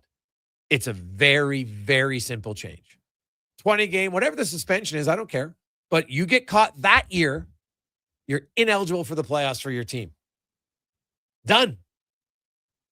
Now there's some real consequences. Because you know what? He gets a 20-game suspension. The guy's made enough money. So he misses 20 games. He gets rested up. How's that really, at the end of the day, a big one? He doesn't care. Really doesn't care that much. But if he missed the playoffs, he'd care. So I would love if NHL copied what MLB does. I think that would be a fantastic rule to put in. Let's take a quick break. Cam Tate comes up. We got Struddy, Spec, DVD, and more. It's a Gregor Show presented by PlayAlberta.ca. You can get in PlayAlberta.ca. Of course, it is Lotto Max Tuesday, boys and girls. Best of luck. Get your tickets. PlayAlberta.ca. 15 mil up for grabs. Tonight, here's the Con Man and a Sports 1440 update brought to you by Loca. Tired of cooking? You want healthy meals, chef prepared? You can get it 2 locations, Sherwood Park or West Edmonton, or even better, they'll deliver to your door. Meals.loca.ca. Order today. The Sports 1440 update. Busy night in the NHL. Gets going at 5 with the Bruins hosting the Preds. Sabres in Toronto. Canadiens hosting the Golden Knights. You got the Kings and the Red Wings. Panthers, Mammoth, Jets. Devils, Blues host the Stars. Blackhawks taking on the Wild Sharks in Vancouver. And the Kraken hosting the Washington Capitals. In the association, the Thunder will host the Pelicans. Bucks taking on the Sixers. Nets against the Suns. And the Jazz host the Clippers. From the CFL, the BC Lions signing quarterback Nathan Rourke to a multi-year contract extension through the 2028 season. Rourke, 27 years old, appeared in 18 games last season, throwing for over 5,000 yards and 31 touchdowns. 8-time Super Bowl champion Bill Belichick will not be a first ballot Hall of Famer per multiple reports. He fell short of the 40 of 50 votes needed for induction into the Pro Football Hall of Fame in his first year of eligibility. And the Buffalo Bills staying in-house, promoting offensive coordinator Joe Brady as their next head coach. The Denver Broncos firing offensive coordinator Joe Lombardi, who had been with the team since 2023. Coming up in hour 3 of the Jason Gregor Show, we'll hear Cam Tate's 2-minute warning, ask 5 questions, and be joined by former NHLer Jason Strudwick. I'm Connor Halley. This has been a Sports 1440 update. Sports 1440. Stingray Radio Station. CKJR. Broadcasts from West Edmonton Mall and Wetaskiwin. Download the free Stingray music app and listen wherever you go. They're not just a grocery store. They're a butcher, a baker, a cafe, deli, rotisserie pizza, and restaurant, all under one roof. Loca Quality Market does food differently with 2 locations to serve you. Edmonton and Sherwood Park. Visit loca.ca. Top quality flooring, locally owned, and Canadian products from Beaulieu. Yeah, that's CFI. CFI what? No, CFI. Custom Floors, Inc. From free estimate to professional installation, contact Custom Floors Inc. at customfloorsinc.ca. Hear ye! St. Albert Dodge, the all-new 2026 Jeep Gladiator Sport packages have arrived. They have a great selection and a bunch of colors to choose from. And if you've checked out the Sport, you know it comes in some fun colors. Rugged capability, practical off-road features, and you can get behind the wheel for as low as $49,900. That's right. Put yourself in a brand new Jeep Gladiator Sport for less than $50,000. What more can you ask for? Time to head up the trail and see how easy it is to do business at St. Albert Dodge. It's like a locker room, minus the smell. Ew. Kevin Carius brings the banter, the buzz, and the bold sports talk. Weekday mornings from 7 to 11 on Sports 1440, Edmonton's home for sports. The new double cheesy melt at McDonald's. We're talking 2 juicy, mouth-watering 100% Canadian beef patties, 2 slices of cheesy goodness, with even more melty, cheesy sauce on top. Topped with pickles, then crispy and grilled onions.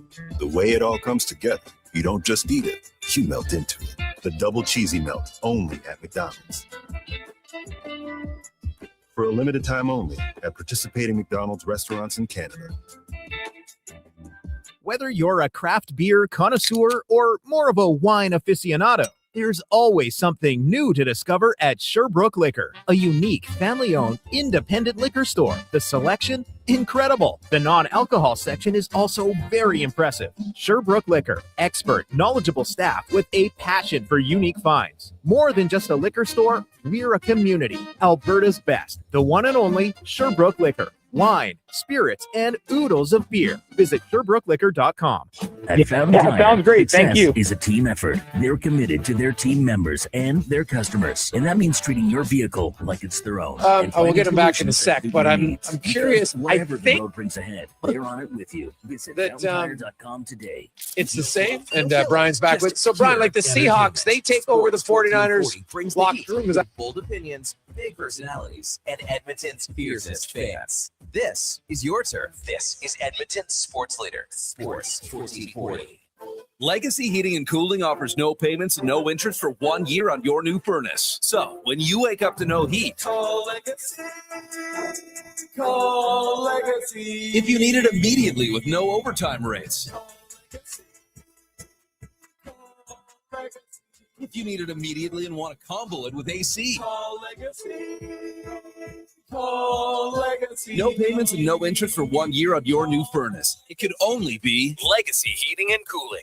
Hey, Edmonton, did you know a local Play Alberta winner scored over $500,000 on Mega Jackpot's Ocean Bells? Think about the season tickets you could lock down with that kind of cash. From major casino winners every hour to jackpots worth millions and hundreds of popular games to money that stays in the province, there's never been a better time to sign up for Play Alberta. Download the app today to get started with casino, sports, and lottery all in one app.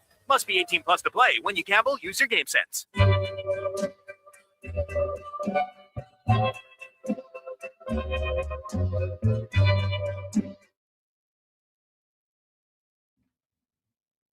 Portions of this hour brought to you by Papa John's. It's Terrific Tuesday. Get 40% off any regular priced pizza when you use the code word 40Tuesday at the start of each pizza order at papajohns.ca or on the Papa John's app.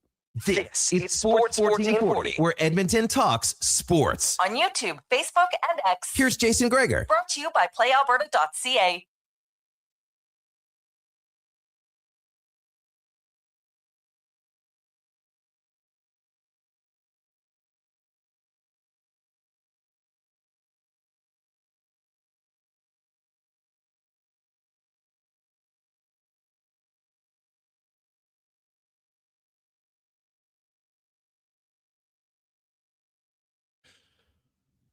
just after 4 o'clock. How are you? Welcome back. Jason Gregor, Connor Halley, Sports 1440, sports1440.ca, YouTube, Facebook, X, Instagram. It's the Gregor Show, brought to you by our title sponsor, playalberta.ca, where Lotto Max tonight, 15 mil. Also, if you go to playalberta.ca, casino, live dealer, lottery, instance, you name it, they got it. And always the Jason Gregor Show odds boost specials. We always have a few for you to choose from. Today we got some NHL, even a little NBA action. Pistons Nuggets. I was surprised. Like the line of points is 214. Like both of these teams scored a lot of points. So taking the over now, which means now probably a low scoring game. But you know what? I always like the over. You know that. Who wants to watch a sporting event to have no points or fewer points? Like look at last night. Was it the prettiest game? No, but it was entertaining. And in a game of 82, in a season of 82 games, having a few high scoring, not great defense, a back and forth lead changes, sign me up. Sign me up. Now you can mix in a 1-0 game here or there if it's entertaining. The goalies are playing great, but I don't want a 1-0 snooze fest where there's no shots. Oh, that's real fun. Oh, sorry. Not into it. Not into it at all. So 833-401-1440, 833-401-1440. We'll get to the 2-minute warning in a sec. We got a lot of text messages coming in. Hey, Greg, how do you feel about people who say you can't tell the story of baseball without Bonds? That's why I should be in the Hall. Do you believe in the narrative that the Hall of Fame should tell the story of the league? Lance? If you're telling the story of the league and Barry Bonds isn't in the Hall of Fame, then how's that not telling the story? Hey, Barry Bonds has the single season record. He's not in the Hall of Fame because he cheated. That's the story. He cheated. Why does he need to be in the Hall of Fame to tell the story? You can tell the story without him being in the Hall of Fame, can't you? I don't see how it's how they're doing it. I have no issue. Hey, Greg's, what 2 records did the Oilers send? I know the hat trick by D-Man. What was the other one from Greg? Well, Greg, you're right. Bouchard and Ekholm, first ever back-to-back games where defensemen scored hat tricks in NHL history. Wild. And the other record was in the second period. The Oilers scored 4 consecutive goals in a span of 3 minutes and 49 seconds. It's the fastest stretch in NHL history. 4 goals by 4 defensemen. Now, in NHL history, there's only been 6 times in a period where one team scored 4 goals by defensemen. Now, only 3 of them happened 4 consecutive goals by defensemen. Like the Hartford Whalers had 4 goals in the third period, but they actually, by defensemen, but they actually scored 6 goals that period. Wow, they actually lost the game 8-6. Crazy. Mark Howe had a hat trick actually that period. Wild, and they still lost 8-6. But the Oilers back in 85 had 4 goals in the third period. Coffey had 2. Charlie Huddy had 2. So they tied the franchise record for most goals by defensemen in a period. It's only ever happened 6 times. And the Oilers have done it twice. But no team had ever had 4 in a span of 3:49. The closest was 5 minutes and change. So there you go. I actually talked to Chris Pronger because he was a part of the St. Louis Blues, who are the most recent team prior to the Oilers last night, who did it back in 2000, where Pronger had a goal, McInnes had a goal, and a Russian defenseman, Kardonov, I think was his name. I think I'm butchering his name. I'd have to look at it, but they had 4 in the third period that year. So that's the other record. Pretty like it's hard to score 4 goals in 3 minutes and 49 seconds, but it's even more rare when it's 4 defensemen. Like it's just that was pretty unique. No question about it. So it was Alexander Kavanov actually who did it. And I'm looking now that I like going down rabbit holes, not on purpose, Cons, but every now and then you see something, you're like, pardon? So in that season of 2000 and 2001, and this got to be close to an NHL record. So I'm going to list off the defensemen who played for the St. Louis Blues that year. Al McInnes, Chris Pronger, Alexander Kavanov. And those are the guys who scored in the third period. Then they had Sean Hill, Jeff Finley, Bryce Salvador, Todd Reardon, Darren Rumble, Alexei Gusarov, Vladimir Chebaturkin, Peter Schmerich, Mike Van Ryan, Mark Bergevin, Dale Clark, Yaroslav Obsut, and Dan Treble. What? So that's 3, 6, 9, 12, 16 defensemen in 1 year. Oh, man. Now, I know that 4 of them only played single-digit games, but still, that's a lot of D-men. How do you even have that many D-men in your organization? Now, some of them got traded during the season, got traded away, right, to like Schmerich and Bergevin. Those guys played, like Bergevin played 2 games and then got traded. Schmerich played 2 games. He got traded to the Rangers. Gusarov he came from New York. So that was the trade, right? Schmerich for Gusarov. But 16 D-men. I'm going to have to check that out. That'll take me a while of research. But I guess it's kind of like the random stats sometimes. 16 different defensemen. That's kind of wild. Wild. Hey, Gregor, Bill Poling should lose Hall of Fame voting privileges effective immediately. But why? He's only one voter. Right? He can make the suggestion, but he can't force the voters to vote that way. Right? That's the whole point of the hall. Everybody gets a vote. And you come in there and you present why a guy should make it. Obviously, in this case, there's a case of why he shouldn't. Not sure how normal that is, but either way, he did it. And the other voters either agreed or disagreed. But just because something's brought to your attention doesn't mean you have to agree with it. Right? I don't think that's how it works. Just like the people who've heard this and disagree. Yeah. I'm just telling you what happened. You can say, hey, I side with Poling. I don't. That's your choice. Just like it's the voter's choice.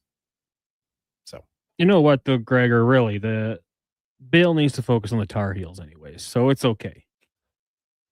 Terrible program right now. He's got to get that right. Belichick, yeah, it's true. I thought you were saying, what, Bill Polian? Well, and the thing is, like, this is just a report. Who knows if he brought it up, but still up to the other voters to agree or disagree with it. So let's get to the 2-minute warning with Cam Tate, brought to you by Ewell, your partner in power since 1976 for all your electrical gear. EWEL.ca. Cam Tate, longtime journalist in town, 45 years to be exact. Tater, of course, born with cerebral palsy. Cam's been in a wheelchair his whole life. It's never let him slow down. He's always wanted to be in radio, and now, through the wonders of technology, Cam's words come to life in 2-minute warning. Well, let me tell you, Pilgrim, the Duke said it best. Or maybe he didn't say it exactly that way, but you get the idea. The Duke. Brandon Douglas, the heartthrob of Delburn, just a coffee break east of Red Deer, was on Fantasy Friendly this morning, and boy, did he have some thoughts. Now, let's set the scene. Picture this. Rogers Place, the crown jewel of downtown Edmonton. The Oilers hit the ice last night and, well, let's just say they were about as sharp as a butter knife at a steakhouse. 7 minutes into the game and not a single shot on goal. Not one. Nada. Zilcheroo. The Duke, in his infinite wisdom, said something that stuck. When you're a professional athlete, he said, you shouldn't need a coach to light a fire under you. You should be ready to go. And you know what? He's got a point. I mean, if you're skating under the neon glow of the high-level bridge at night, you don't need someone to tell you it's beautiful. You just know. So we fired up the old 2-minute warning poll because, hey, we asked who's responsible for getting the Oilers ready, the coach, the players, or both. And the results are in, folks. 19.6% said the coach, and for heaven's sake, don't forget the 6. 38.3% said the players, and a whopping 41.9% said both. That's right, both. Because, let's face it, it takes two to tango, whether you're at the Royal Alberta Museum's dance exhibit or on the ice at Rogers Place. So, what do you think, Duke? The 2-minute warning, Gregor Holly Kruger, I'll be get to you tomorrow after I comb my hair. And me, I am Tater all together at Sports 1440. Wasn't a great first 10 minutes of the third for the Oilers, except Tristan Jarry. Made some big saves, kept his blade on. That was quite the scene in the first period where I couldn't imagine playing goal. Like, I play goal in mini sticks and I don't like it. So playing goal in the NHL. But when you're on the ice and, you know, we've seen defensemen, forwards lose their blade, right? And it's kind of comical. The goalie, though, is a little bit different, especially when you use the blade and you're the defensive zone and now the other team's trying to shoot on the net and you're just trying to flop like a fish out of water to get back into the goal. But he managed to get across, made a save, which leads me to this text. Hey, Greggs, why wasn't that play whistled down? Well, because losing a blade, it's never whistled down right away. It's your choice as a player to wear skates where the blade can fall out. You don't have to. You choose to. And you know what? Playing without a blade, why'd you stop it? There's no safety issue there, right? Like playing without a mask, I understand it. Mask falls off. They stop the play. You don't want a guy to get shot in the head. But you're playing without the blade. If you can't get into the net to make the save, well, that's kind of on you because your blade fell out. So, no, I kind of like it. It add to it. And, hey, you know, good thing for the Oilers. He made the save. And that's really what matters. So, hey, Gregor, if Bonds doesn't make it, take out Sosa, McGuire, Palmeiro. Well, none of those guys are in. Right? Sammy Sosa's not in the hall. McGuire's not in the hall. And I don't even think Mark McGuire, like if you look at Mark McGuire's really overall career numbers, I don't think he's a Hall of Famer. Even without the steroids. I don't think he would be. Hey, Greg's, can Henrique or Mangiapane be bought out? Well, Henrique, no, because his contract's up at the end of the season, so there's nothing to buy out. Mangiapane, yes, he could be bought out in the summer. Now, would he agree to void his contract? No. Well, I guess I shouldn't say no. I would be surprised because he's owed $3.6 million next season as well. Why would he agree to just null and void that? He's not getting $3.6 million from anybody else, right? Like I know David Camp did it earlier this year, and he just wanted to play. He's down in the minors, but he only had 1 year left.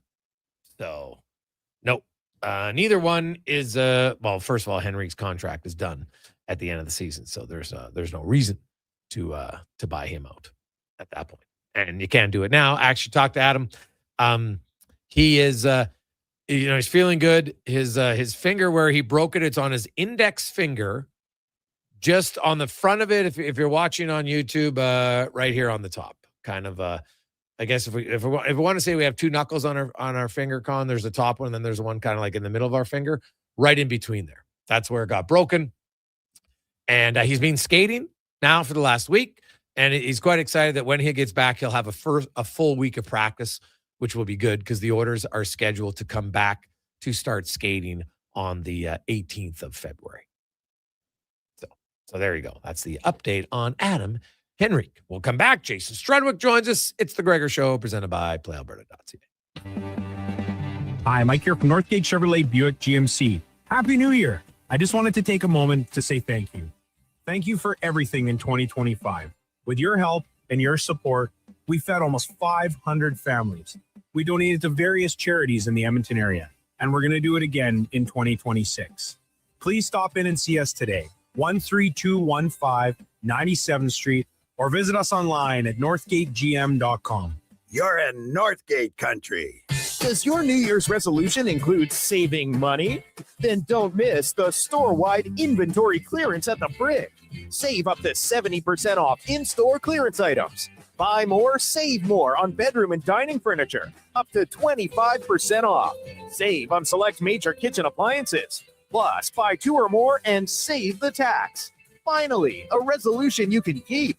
The Brick, saving you more. Some exclusions apply. See in-store for details. The new double cheesy melt at McDonald's. We're talking 2 juicy, mouth-watering 100% Canadian beef patties, 2 slices of cheesy goodness, with even more melty, cheesy sauce on top. Topped with pickles, then crispy and grilled onions. The way it all comes together, you don't just eat it, you melt into it. The double cheesy melt, only at McDonald's. For a limited time only at participating McDonald's restaurants in Canada. The job won't wait. Why should you? At AWS Welding Supplies and Repairs, conveniently located in Nisku, we've got everything you need to get it done. From product sales to servicing and calibrating machines, we're your one-stop shop. We're a proud, locally owned and operated business, committed to serving our community with a proven track record of customer service. Don't let a broken tool slow you down. We offer fast repairs and free same-day delivery of in-stock items to Leduc, Nisku, and South Edmonton. AWS Welding. We make it happen. Your fantasy football league sucks. Why? Oh, we've got 7 painfully accurate reasons. And don't worry, we've got fixes too. Visit fantasytoilet.com for all the tools and hilarious awards to make your fantasy league suck less. You wanted local sports on weekends. Saturday mornings at 9, check out the Saturday Sports Setup, where we'll tee up what's happening on the weekend sports scene. Tune in Saturday morning at 9 on Sports 1440. Legacy Heating and Cooling offers no payments and no interest for 1 year on your new furnace. So, when you wake up to no heat, Call Legacy. Call Legacy. if you need it immediately with no overtime rates, if you need it immediately and want to combo it with AC, Call Legacy. Call Legacy. no payments and no interest for 1 year on your new furnace. It could only be Legacy Heating and Cooling.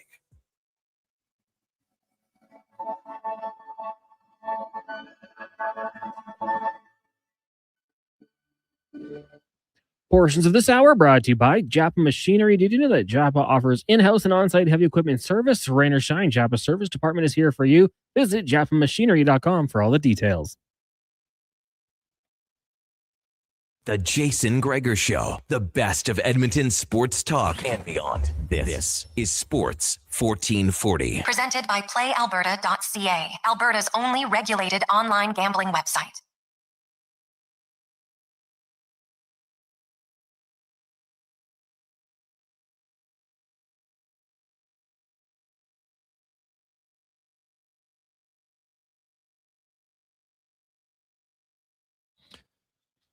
.428. Oh, geez. Friday's request for his favorite teammate, Fernando Stanley. That's sweet. Very sweet. As we back, it's a Gregor Show presented by PlayAlberta.ca on a Tuesday with lots going on in pro sports, reporting that Bill Belichick not going in as a first ballot Hall of Famer. Just a little bit of punishment, allegedly, by the story from ESPN that was brought up to say, hey, guys, maybe he should wait a year. Cheated a few times. He'll still be a Hall of Famer. And you know what? That's right. He'll still be a Hall of Famer. But you know what? There's a little bit of an embarrassment just to remind people this is who he was. I don't have a big problem with that. Me personally, no, he'll get in the Hall. Sure. But there'll also be a reminder of why he didn't go in the first time. Because he was a cheater. Full stop. He cheated. And a discussion. I don't understand why people want to downplay cheating. He cheated. There's no debate on that. He cheated. Still a great coach, but he cheated. Let's get to Struds On, brought to you by Action Electrical. 53 years in business. They've evolved and grown to become the most diversified electrical contractor in Alberta. With projects, service, testing, solar. What's testing? Well, it's preventative maintenance for your electrical distribution with infrared, ultrasonic, arc flash studies, and other testing options. Things you learn, actionelectrical.net. The Jason Gregor Show presents Struds On. I don't believe in tea bags. I use loose leaf tea. It is so much better than the tea bags. I'll eat tea bags. I'll Struds On. I'm not a huge DJ guy. I mean, I guess if you had me a couple glow sticks and a tight white t-shirt that I can get wet, maybe I'd be into it. Struds On. There's a lone steakhouse I used to go to down in Kentucky, and they had bowls of peanuts. I wasn't sucking on those ones. You need to have clean nut. I'm talking about the kind you get in a bag at an Elks game. You know what I mean? It's time for Struds On.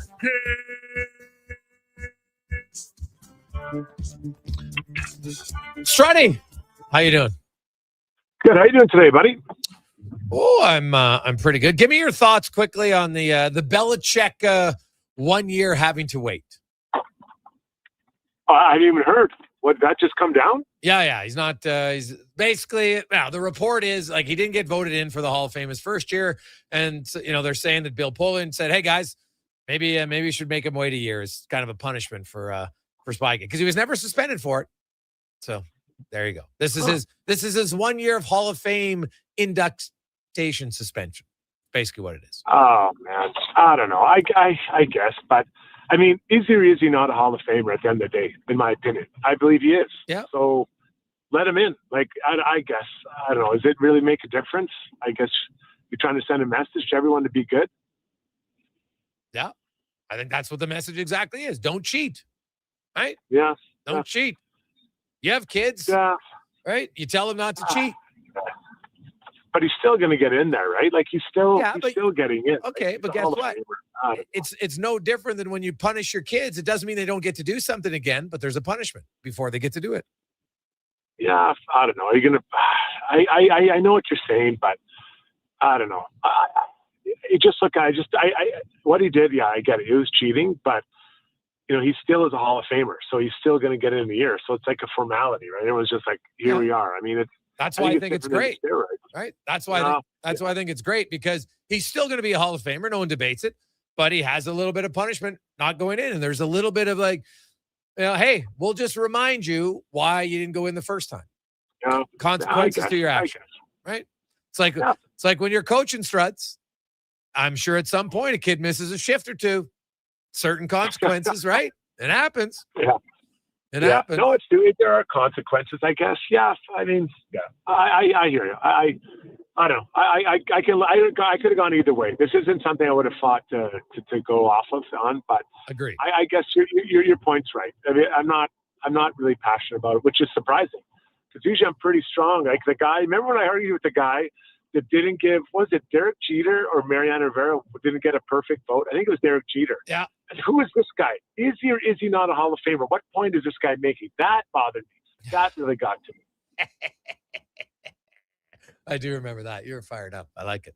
Oh, Struddy, you've probably been really fired up. The defense are just scoring at will right now for the Edmonton Oilers, setting records. You got back-to-back hat tricks. You got 4 goals in 3 minutes and 49 seconds from Ekholm and Twice and Nurse. And Stashny gets his first goal. And, the Oilers, it's run and gun hockey, Struddy. The defense are like, hey, we might be giving up a lot, but we're scoring a lot here for 2 games. Oh, you just nailed it. And I get it. It's fun to watch. And in some ways, it's fun to play. But this just isn't winning hockey that they're playing right now. I think the team knows. I think they understand it. They're better than this. And I think that's what I'm at now. You take the 2 points or 4 points, if you will, but you look at the number of goals they've given up. Okay, let's take this and get out of here. But it's just, it's not their best version of their hockey we've seen them play. And I think that's where it gets disappointing. You think about, the first goal against Bouchard just rims it up the wall in the PK, goal against Granlund. And then I don't know exactly what was going on with the defensive structure on the 2 other PKs. I don't know if Darnell was trying to take the pass across rather than getting in front of Granlund's shot, but he scores. Like, it just feels like it's pretty casual back, not just the D, but everybody. So, I'm trying to just say, okay, I'll accept it for what it is. They're winning. They have a better version of their game, but this isn't the team that went to 2 finals the way that they're kind of playing defensively right now. No, that's fair. Right. And there's very few teams that are going to look at Sergei Bobrovsky. He's got an .875 save percentage all year long, right? Like what they're going to do in the playoffs is obviously going to be different than what they're going to do in the regular season. And so I think it's like, at some point, like, what did Matthias Ekholm say after the game? He goes, hey, I'm a defensive defenseman. Would I like us to limit goals? Yes, but I'll take wins because wins are hard to come by, and you got to find different ways to win. And we know we got to be better defensively, but they did enough to win, right? And they had I actually thought, well, other than the first 10 minutes of the third period, I hated, but a lot of the game they were pretty good, right? They had a real kind of setback late in the second, early in the third period.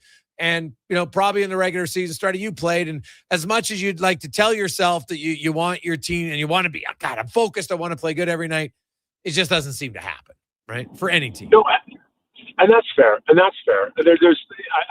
not going to argue that too much. Like you did grab 2 points, you move on. And I think this is a weird year. There's so many games being played in a short amount of time. The Oilers were, as of last night, I think the team played the most. They're at 54 and others are at 51, some teams. So that's quite a few. That's a week worth of hockey. They have players going off the Olympics. They've been in 2 cup finals, emotional letdown. I think there's a lot going on. So I think this team has earned the benefit of the doubt that they can reclaim that high-level defensive hockey they've played before. And maybe they're just waiting for that opportunity, whenever that is. Now, is that when they return for the Olympic break? They'll be down to, close to 60 games played. Is it after that? I don't know. But at some point, you got to start trending that way. But this team has done it. That's a crazy thing. We've seen them go on, just lock it down and play hard. That's why I still believe the core will push the whole group to play that way at some point, TBD. Yeah. What'd you make of Samanski's first game? Well, he was a guy in training camp. I wanted to see more of him. And I didn't think he should make the team, but I was like, this guy's interesting. I remember signing him in the summer. Didn't know a lot about him. You try to look on YouTube and look at his stats. Like, okay, big guy. But he skates much better than I expected. And that's saying a lot for a big human. He didn't look out of place. He's losing sleep over that goal. Like when Lacombe stopped on the goal line, like he had the whole net, and that one kills you because, man, if he scores that, you feel so much, not that he played a bad game, but you feel good about yourself. But he moves pretty well. He's a big body. So I'd like to see more. Now, does that mean more the rest of the year into the playoffs? Probably not. But it's someone that Stan Bowman's brought in they're trying to find hidden gems, diamonds in the rough. They can come play on this team because they have such a lack of, well, a lot of times draft picks and or young prospects. Yeah, like the thing about Samanski, I noticed right away, Struddy, was, man, he is on the, like, I know it sounds like a cliche, but in the defensive zone, his position is very good. For a young player, he takes a lot of pride in that spot. And man, he could have had a goal. Like, he's in the right spot. Like, he just didn't get any mustard on that shot attempt in front. Jackson McComb just kind of stands there on the goal line and stops it at a yawning cage. But in limited minutes, I like Samanski. Like, obviously, they want to play him more than 7 minutes. It's hard. It would have been a 10. He barely played in the first period because of all the penalties. But he showed some signs where I'm like, you know what? I'd like to see more. Not saying he's going to be a difference maker this year, but he brings an element of a bottom six center iceman that maybe just starts as your fourth liner next year and works his way up.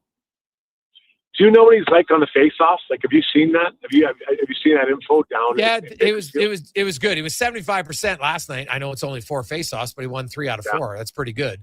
And I talked to Keith because the faceoffs in the AHL, there's no site that really does it. But I'm talking to Colin Chalk, and Chalk had said, like, all their stats, he was quite good on faceoffs. And the games I watched, he was the guy taking a lot of their key draws. Yeah, so there's a player there that, is working on his skating. It gets around the ice well, big body. And in preseason, he was scoring a bit. Again, like, we've seen a lot of guys come through and score in preseason, but you got to at least score sometime. You can't say, well, he's scoring in preseason. Well, you never scored preseason. You might not score in the regular season either. So trending in the right direction is where I'd say it. And I agree. I'd like to see him get a few more minutes, as I would a lot of the bottom six. And it's always hard when there's penalties and such. But, it's nice to have guys that look like they can come up and play. Like, right now, Howard's down there. Samanski's here, but he was down there. There's guys that come up and play for you, which is a big deal. I think that what they're doing, that tells me what they're doing in the minors as coaching staff and development is heading in the right direction. Jason Strudwick joins us here. Struddy, as a defenseman, I've been paying a lot more close attention. Darnell Nurse's decisions, positionally, with the puck, without the puck, have not been very good. What do you make of Nurse? And he just has his head down, tries to, pound one around the boards. Chris Kreider's standing there at 1 Mississippi, just waiting for the puck to come to him on the 4th goal. He's like Nurse. He just, for a big guy, Struddy, he doesn't make life that difficult in front of the net. And he seems to be down on his knees more than he should be in pivotal spots. What do you make of it? Yeah, so I'm going to just reference the 2 power play goals against he was on for, and where Granlund had it on his side. And I haven't noticed this year the Oilers D-man on the strong side. So the strong side means the puck side. Darnell was trying, it looked like his intention was to take away the pass across. But by doing that, you're leaving a shooter, a sharp shooter, and whether it's Granlund or Ovechkin or whoever, anyone on the power play can score from that spot, the dot. And I think you've got to front that puck. You've got to get in the shooting lane to deny him that opportunity to shoot from, because even if you have the best goal in the world, that's a pretty good place to shoot from, especially when there's someone in front. I think it was the 2nd goal. Killorn was in front, and poor Jari couldn't see it. So I hadn't noticed that that's what they're doing. I don't know if he was just out of place, or maybe he felt there was a play that he was looking to defend there. But yeah, like, Darnell is a genetic freak. He's such a good skater, all those things. He scored the goal, and he can do those types of things. But I think he's at his best when he's playing a heavier game that's intimidating for the other team. I think that sets into motion a lot of other parts of his game. The puck moving, the decision making, all that stuff. And it's hard. I get it. It's hard. This isn't like his first year. It's a lot to play in. And I'm not even talking about fighting. I'm just talking about being that heavy, kind of intimidating presence in and around the net, finishing checks. When he does that, I think it unlocks the rest of his game at the same time. Yeah, well, I don't know. Like, he's 30 years of age, Struddy. I just, and I get guys are going to go through funks every now and then. I understand that, but it just seems like, I thought, there a few years ago, Nurse was better. He's just not having a great year this year. And he's got to be a guy defensively has just got to pick it up, I believe. He's got to he doesn't have to do more. He just has to make better decisions. Yeah, and that's why you have veteran defensemen around, right? They're counted on. And I always think back to with Jay Bouwmeester and Colin Parayko when St. Louis won that Stanley Cup. I'm not saying they were perfect, but I think most of the time that Craig Berube sent them over the ice onto the ice off the bench, he felt really comfortable knowing exactly what he's going to get because they were eating minutes.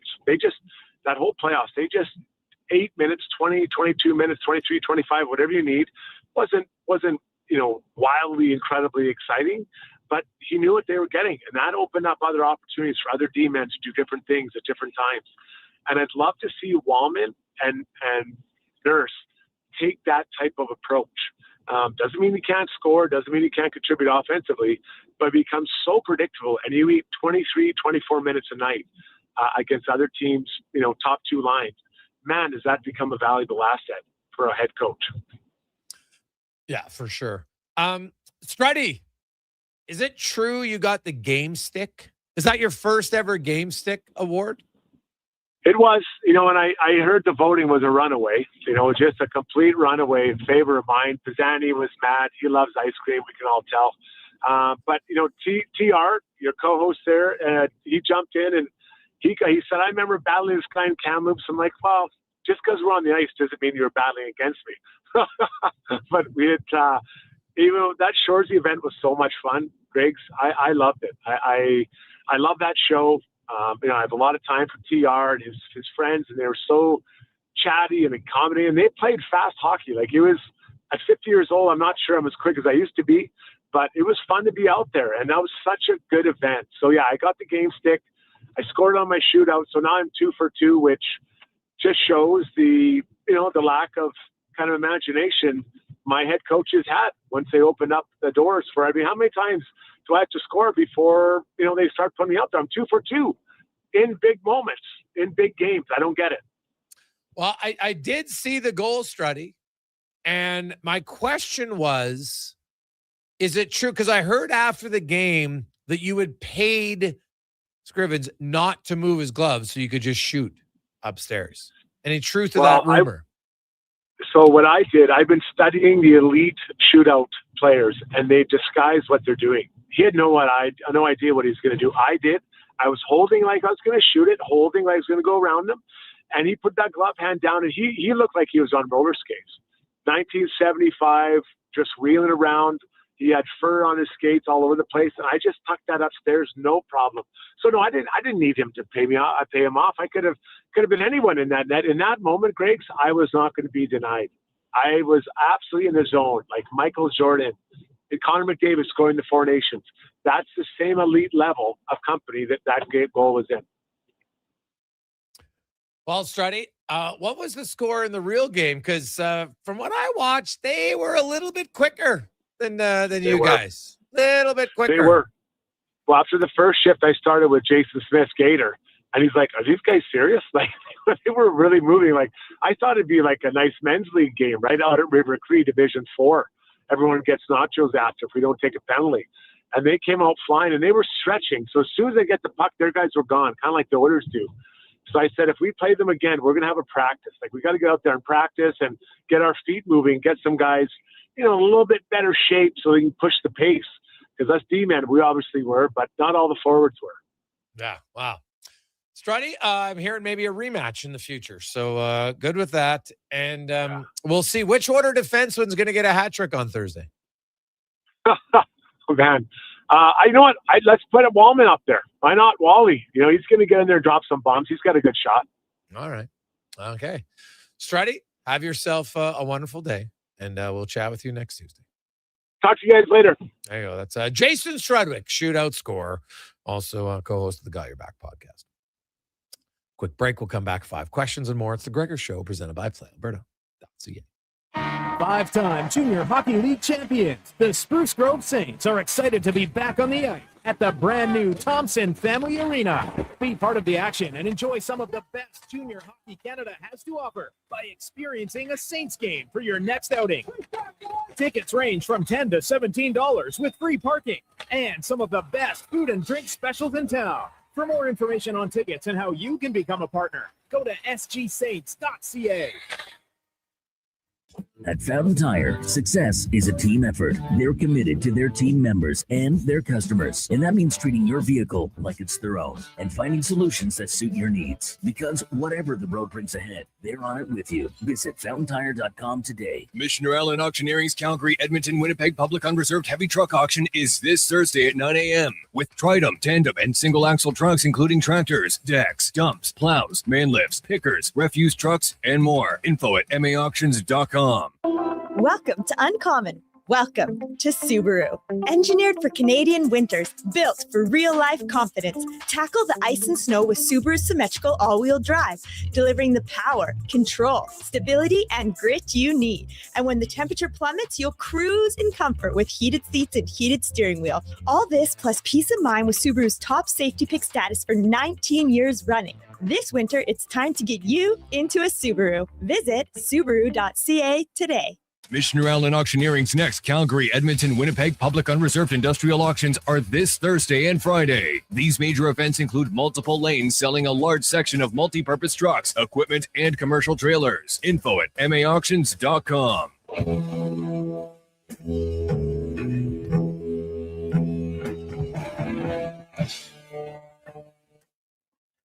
Portions of this hour brought to you by Riverside Honda. 59 years and counting as St. Albert and surrounding areas' premier Honda and Can-Am dealer. It's your dream. Ride it at riversidehonda.com.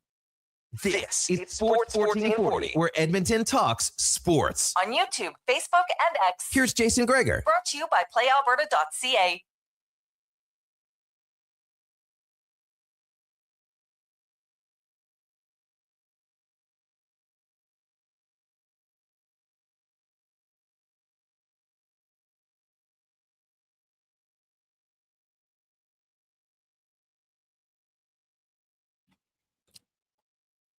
.449, Jason Gregor. Back with you, Connor Halley, Sports 1440, sports1440.ca. Of course, it's Tuesday, and you know what that means, Lotto Max. So get your tickets at playalberta.ca. Time now for 5 questions. Brought to you by The Brick, and the store-wide inventory clearance continues for the next few days. You can save up to 70% off in-store clearance items. Buy more, save more, bedroom and dining furniture. Check it out at The Brick and thebrick.com. It's time for 5 questions on the Jason Gregor Show. All right, Jason, we've seen some good and bad defense from the Oilers the last little while here. There was a stretch where they allowed just 1 goal in 3 games. The last couple games, they've allowed a little bit more, but they're winning. Where do you stand on the team's defensive play right now? Well, yeah, it's 2 games. People are going to freak out. From December 1st until the last, prior to those 2 games, the Oilers were the 4th best goals against in the NHL. So, yeah, they had 2 games that were actually very entertaining. I'm not gonna make it a mountain out of a molehill. It was 2 games. Prior to that, they had 25 games where they're a top 5 defensive team. So it's 2 games. You know what? You get a little reminder. Do I think it's going to instantly change overnight? Maybe. Probably won't until after the Olympic break, and that's fine.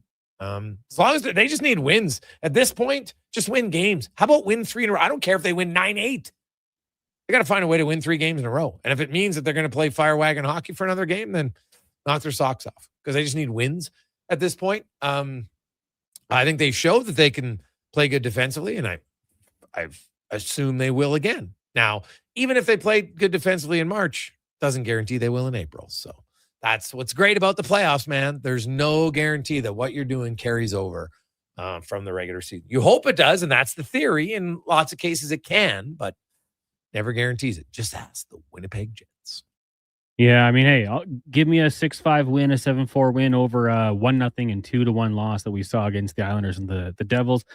Those are the games I kind of refer to. Like they can do it. They can do it. They've won that weekend on 11 goals for 0 against. So yeah, I think they can play that game. There's going to be one-offs, but if your offense bails you out, can't get too worked up about it. Question number 2 for you. We've seen hat tricks, 2 straight games for the Oilers. Who do you think will get the next hat trick for the Oilers? Well, so in the month of January, the Oilers have 3 hat tricks. McDavid, Bouchard, Ekholm. The NHL, oddly enough, has had 27 so far this month in 26 days. The NHL record is 29, sent way back in 1985, in December of 85. So I do think the league's going to set the record, which is always fun because who doesn't like goals? The next hat trick for the Oilers, like they're not that rare. I know that they've done back-to-back, but I will say, like, I'll go with the low-hanging fruit. I'll say McDavid. But I'm not sold it's going to happen anytime soon.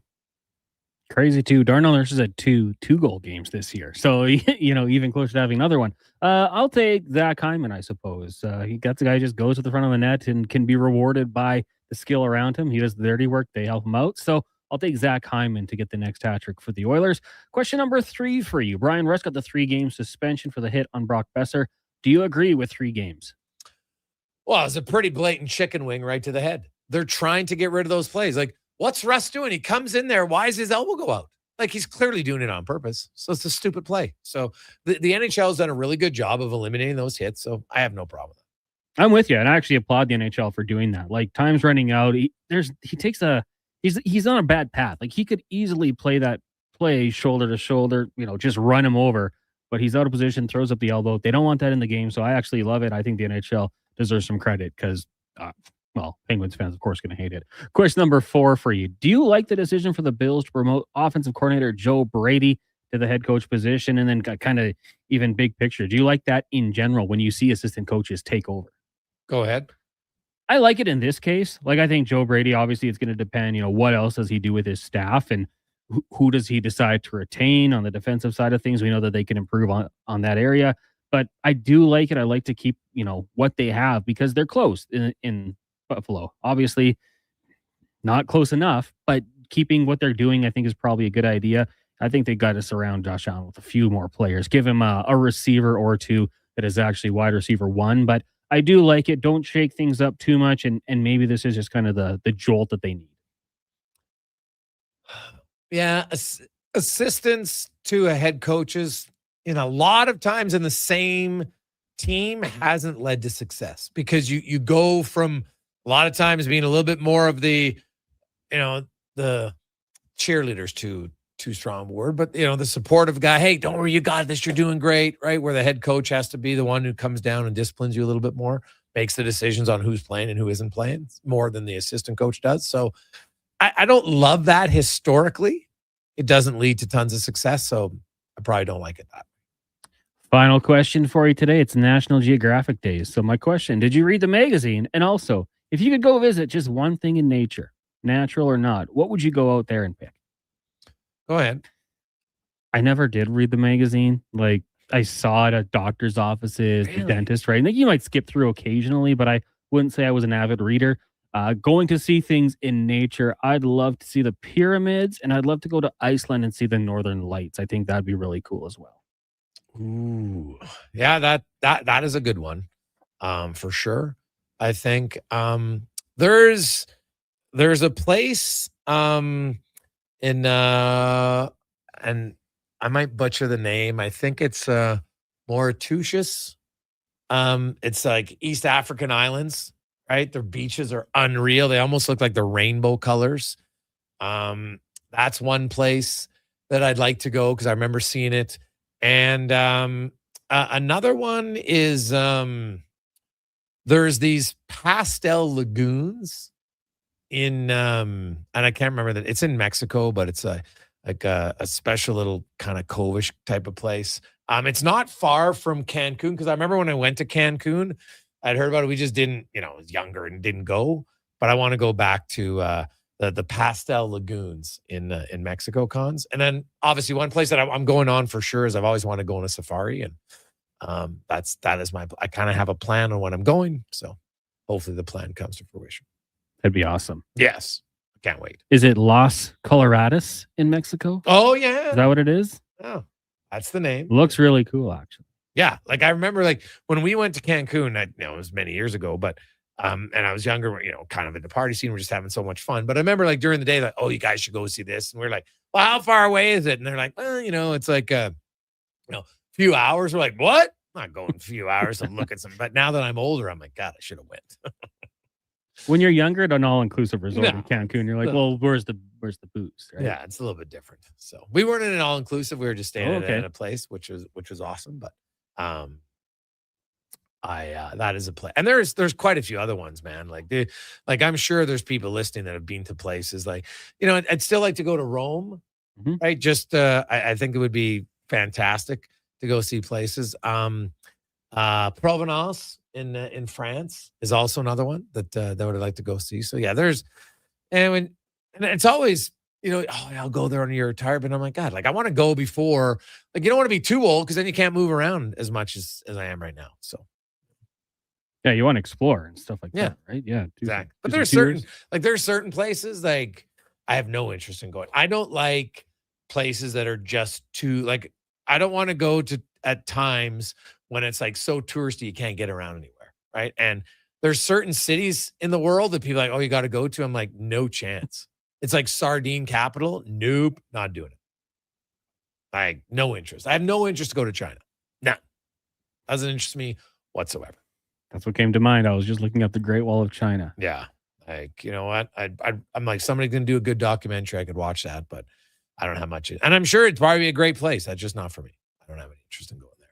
So I'm curious for any of our listeners, best place you've been that you would like to go to. So what is the best place you have been then? Ooh, man, I really like the Big Island in Hawaii that we went. There's so much to do and so many different little temperature zones. It's suddenly you're you're on the moon in one area, then you go over here and it's kind of really dry and kind of like the desert. And then next thing you go around about another 20 kilometers, now you're in the rainforest. You're like, what is happening here? It was awesome. So that's probably one of the most unique places I've been. I really liked when I went to Costa Rica and just touring around. We had a lot of fun there. The beaches were amazing. I really liked in Costa Rica when we went. And we flew into Liberia. So, yeah, those would probably be my top places that I've been. You? Yeah, Hawaii was very cool. One of the things we did down in San Diego was go to a Chargers game. That wasn't the one that was cool, but it was fun. Taking a little tour of the bay and seeing all the warships and just how big they were. It's not natural, but they were massive. And the amount of workers that were working on the hospital on board was 4 times the amount at the U of A. Just crazy that way. Alaska was kind of cool too. Getting up north and just seeing those sort of things, getting a chance to see the whales from our cruise ship was neat. But those will probably be the top for me. Nice, I like it. Mark Spector will join us next here on the Jason Gregor Show, Sports 1440, sports1440.ca. Let's get to the comment. Sports update brought to you by Northgate Chevrolet Buick GMC. Even though it's 2026, don't forget the huge savings you get on 2025 models. Go say hi to Mike and the gang at Northgate Chevrolet Buick GMC or check them out, northgategm.com. The Sports 1440 update.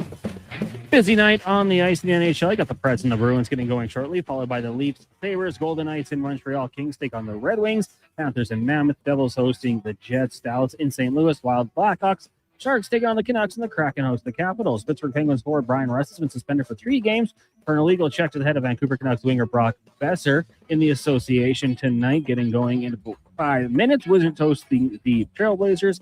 Also the Kings in New York taking on the Knicks, Sixers and Bucks, Pelicans in OKC, and the Suns hosting the Nets. The BC Lions have signed quarterback Nathan Rourke to a multi-year contract extension through the 2028 season. Rourke appeared in 18 games last season in BC, throwing for over 5,000 yards and 31 touchdowns.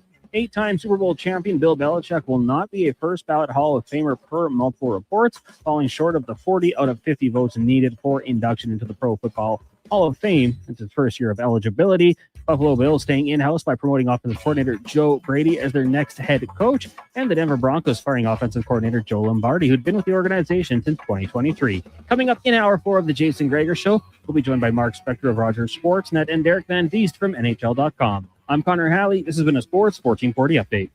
Sports 1440 in West Edmonton Mall and Wetaskiwin. CKJR is a Stingray radio station. Download the free radio player app and listen wherever you go. Legacy Heating and Cooling offers no payments and no interest for 1 year on your new furnace. So, when you wake up to no heat, Call Legacy.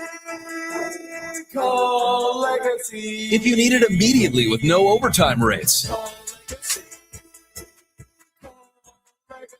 if you need it immediately and want to combo it with AC, Call Legacy. Call Legacy. no payments and no interest for 1 year on your new furnace. It could only be Legacy Heating and Cooling. Need a new ride for road trips, errands, or just life on the go? Go Auto offers a massive selection with over 15,000 new and used vehicles to choose from. With over 70 locations across Western Canada, finding your next ride has never been easier. Whether it's a roomy SUV for the family, a sleek car for the open road, or a rugged truck for your weekend adventures, you'll find it here at a price you'll love. Explore thousands of vehicles today at goauto.ca. A pizza from Papa John's is already pretty great, but you know what's even better? 2 pizzas from Papa John's. For a limited time, get a medium one-topping pizza for only $6 when you order any large specialty pizza at regular menu price.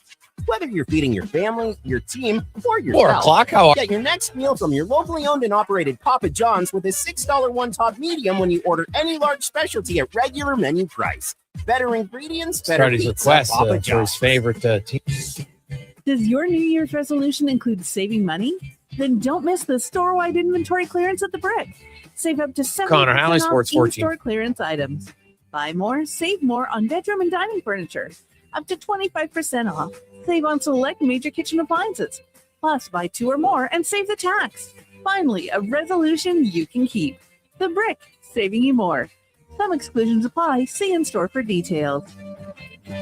Escape the cold and catch the hottest sports action at Selly's Sports Bar and Lounge. Not a bad seat in the house. All the games and tons of big screens. Plus, Selly's menu has something for everyone, along with game night food and drink features. And this January, Oilers watch parties continue. So bring your friends and cheer loud and proud. Selly's Sports Bar and Lounge at all 3 Century Casino locations: Edmonton, St. Albert, and Century Mile. Every day is game day at Century Casino.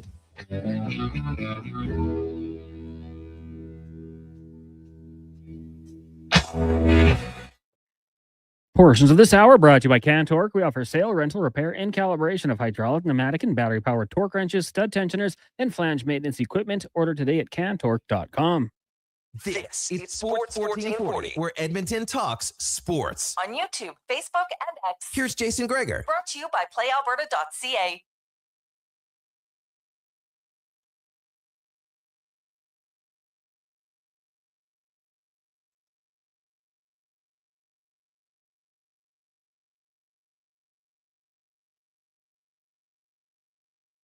We roll through a quick Tuesday show. Man, can't believe first 3 hours have just flown by. How are you? Welcome back to the show.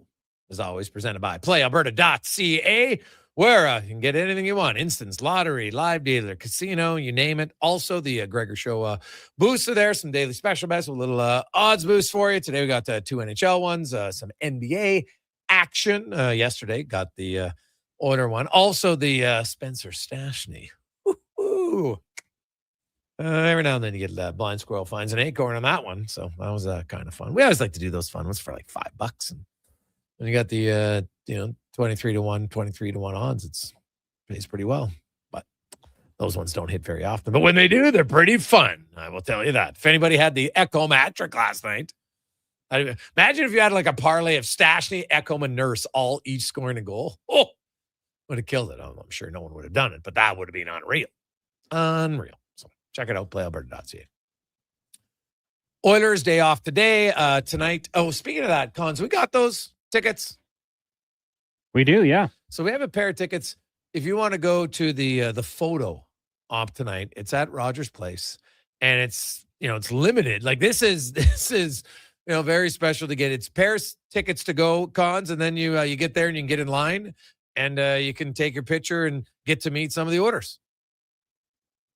I've never gone. Have you ever gone, Cons? No, I'm not that special. Okay. Well, so how will we do this? You know what? We'll just do a random draw.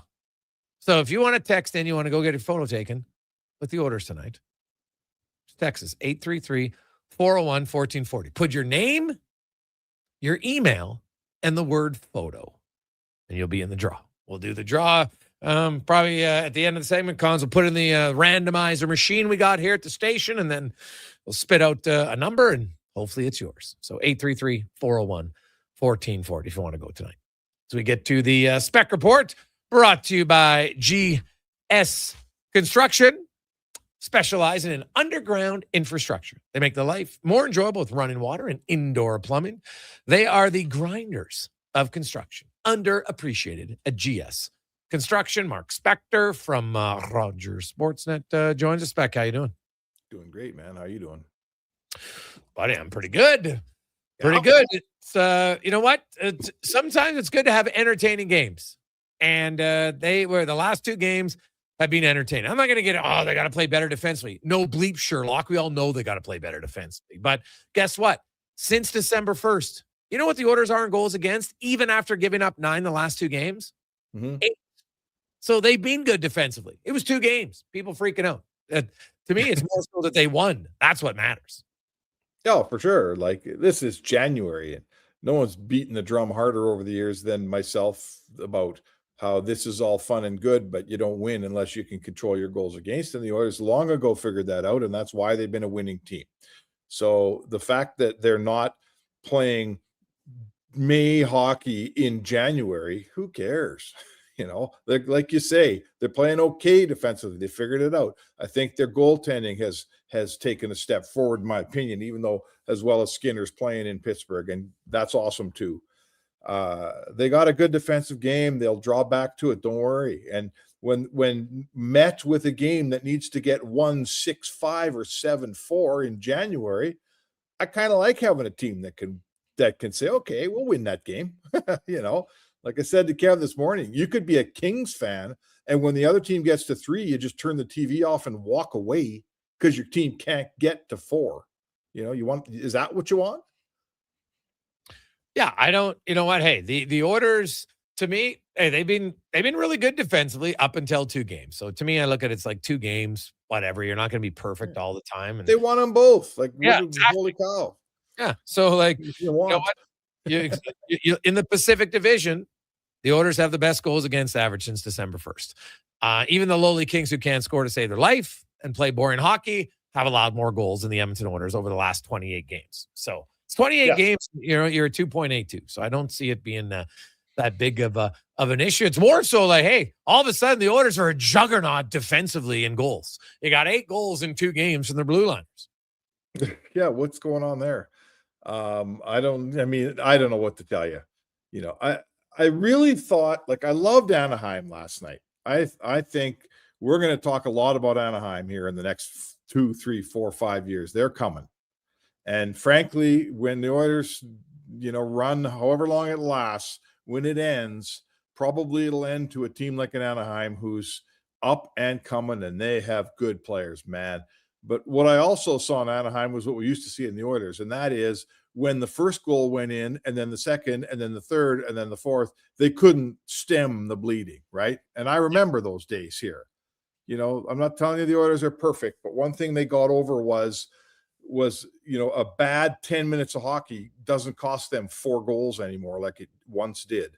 And Anaheim will get past that, but that's what I saw last night. They needed a couple of saves from the goalie, Jay. They were nice goals, Oilers defensemen activating, rushing up, making good shots, but my goodness, Anaheim needed a couple saves in that stretch. Is that fair to say? Yeah, like obviously there's not much you could do on the Stastny goal, right? Goes off as defender's skate, so that one's out. The Ekholm's, I actually like both of the Ekholm's goals, right? Like that's a tic-tac-toe. Maybe the second one, definitely not. The first one, maybe you're like, okay, maybe he can get you're not really knowing where the puck's going, and maybe he just, maybe gets a piece of it. Sure. Hey, somehow, just give me a save. You can't give up 4 goals in 349. Yeah, but keep in mind, in the game in that 4-minute stretch. In their previous 7 games, their goalies allowed 13 goals. Like, you're not going to give up less than 2 goals a game all the time, right? And they are going up against the NHL's second best offense in the NHL. Yeah, that's fair. So, he's the backup goalie, and there's a reason for that. So yeah, 3rd game in 4 nights, a lot of reasons. Now, I will say the Ducks, to start the 3rd period, I give them a lot of credit. right? Oh, Like boy. they controlled that, right? And Tristan Jarry was like, okay, boys, I guess I'm going to have to show up here. And he made some key saves for them. And, Probably the difference in the game, Jay, right? Yeah. When the pressure was on Anaheim, the goalie didn't hold fort. When the pressure was on Edmonton, Jarry did. To me, that's probably the difference in the game. Yeah, no, that's totally valid. What'd you make of young Samanski? Nice, nice. I mean, what did he play? 7 minutes, I think, 7.5. Certainly didn't get owned defensively. Only took 4 faceoffs. I think they gave him 3 wins. So, I don't trust those faceoff stats, but I noticed on 2 of them, he did win them nicely. His team got the puck. He's got size. We knew that. And I like the way he skates. So there's a ton of player there, it's early, and I suggest he'll have more AHL games in his future, but why can't this guy be an NHL player for a while here? Or in a while, I should say. Looks like there's a player there. What do you think? I actually quite like this game, right? The thing that impressed me most for a young player, and he's different than the other young Oilers.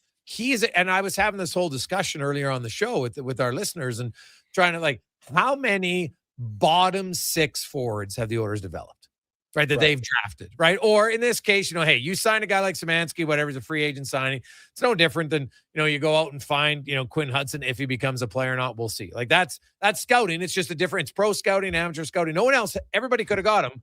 You got him. So to me, it's not much different, but I'm looking Kyle Brodziak, very good one. Right. And now he left Edmonton and then he came back, but there's a guy, there hasn't been a ton of them realistically, especially ones who get there and stay in your bottom 6. I'd say Andrew Cogliano, but when he was in the Oilers, he was a top 6 forward. Right? Yeah. Right. And he was a center, and then he realized he was a better winger. Right. So. He played the best part of his 1,000-game career was spent as a bottom 6 winger, not a top 6 centerman. Yeah, no, totally fair. Yeah. So that's what he turned out to be. But he was a first-round pick, expected. I get it.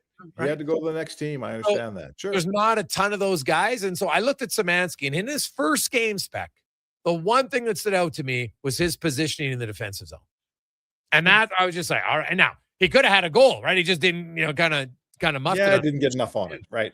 But I was very impressed by his just all around the ice, his positioning below the puck. And that is one of the hardest things for young players to do. Now, he's not drafted. He wasn't signed as an offensive guy. So, he's got those instincts.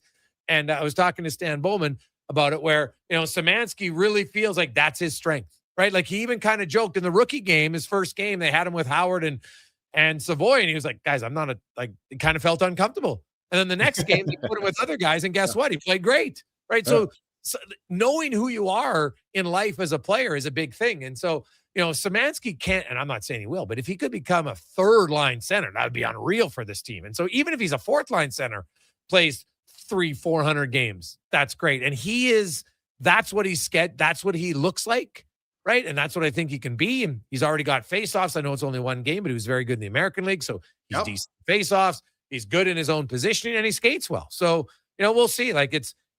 They haven't had this type of prospect in a while. Most of their prospects have always been high-end guys. Everybody thinks going to score 50 goals. And we know that 99% of them never do. Well, I think the one thing he has going for him is if he's going to play the game you just described, what he will earn is trust from his coach. Coaches are all about, I want to break in a young player, but not if it's going to cost me points in the standings. So, it's I would say to you, it's like Savoy. Savoy earned Knobloch's trust this year. He hasn't been super productive. He's not filling the net, but he's earned his coach's trust. And killing penalties has been a huge part of that. He's found, first he got enough trust to get a chance in the PK. Now he's on the PK. He's doing a pretty good job. Now he's got a job on this team. And the coach is looking elsewhere when he's limiting minutes because all of a sudden you kind of need 22 because, we just took a penalty. It's time to kill a penalty here. And now Savoy's game's starting to come around. He's been playing for a while. We're 2/3 of the way through a season or whatever we are, and we see his game starting to grow. And I guess Samanski, if he can play a proper defensive game and be a guy that the coach trusts, that's where it starts with young players. If they trust you, they'll play you. If they play you, you can get better. If they're playing you 4 minutes a night because they don't trust you, you're probably got 1 foot back in the AHL. Yeah, no, it's like, who knows? Like, obviously you have, Adam Henrique, who I talked to in the press box yesterday, and he'll be ready to come after the Olympic break. And I know fans are like, I don't want him back, and I get it, but he's got a pretty long track record, and who knows, he'll get the benefit of the doubt because of it. Now, that doesn't mean he'll get a guarantee on it, but he'll get the benefit of the doubt. And I would like to think that Henrique can provide more offense than he did prior to the injury. I would too. I mean, listen, Henrique's going to get a run. There's a couple things with Henrique. One, do the Oilers see him as a third line center? And if they don't, they got to find one. And we've been through this conversation. Yeah. Either they got to go out and trade for one, or Nugent Hopkins is going to become one. They got to trade for a left winger. Whatever it is, a 3C is a really important cog in a Stanley Cup contender. You can't go in the playoffs with being real weak at third line center. So Henrique has to establish, that's my job. That's who I am. I'm your 3C here. And that means he's got to play better and be a little bit more productive. So great. The other thing is, Jay, I think the world's going to change a little bit in the playoffs when we have a cap system in the playoffs. I think we're going to see some things happening that never used to happen. And one of them is, what's Henrique make? $3 million? Yeah.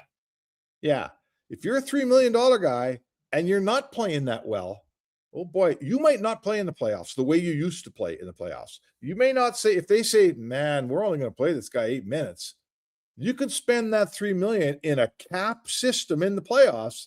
Yeah. I think you could spend it in other ways. So if I'm a depth guy making big money, Trent Frederick, Adam Henrique, I got to produce, or I might not get into some playoff lineups. You think there's anything to that? Potentially, but the only way that I see that spec realistically is if the Oilers have somebody on LTIR that's coming off, because where is this extra money coming from where you're worried about your cap? If you have a 23 player cap and you're cap compliant in the regular season, why is it going to matter in the playoffs? Right? Like, it's not going to matter. So, because the Oilers, unless they acquire someone at the deadline whose cap hit in the playoffs is going to be infinitely higher than what it is in the regular season. That's the only way I think it becomes a factor. Well, sure. But I guess my point would be, you're going to acquire somebody you're probably going to acquire someone who's going to push younger players out at this point. Like, let's say the trade deadline comes and goes, they get a guy or two. I'll bet you Samanski has to go back. So let's say he goes back and plays real well. And let's say Ike Howard finds his legs again and starts producing the way he has. And let's say Quinn Hudson's had a hell of a year down there. And let's say the playoffs start and those guys come up and they're kicking around and they're not in the lineup.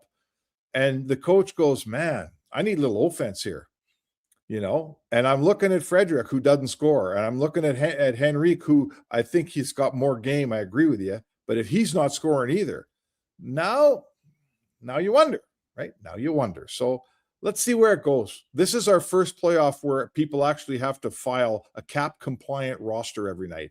And I think we're going to see some things that we didn't see coming. Okay.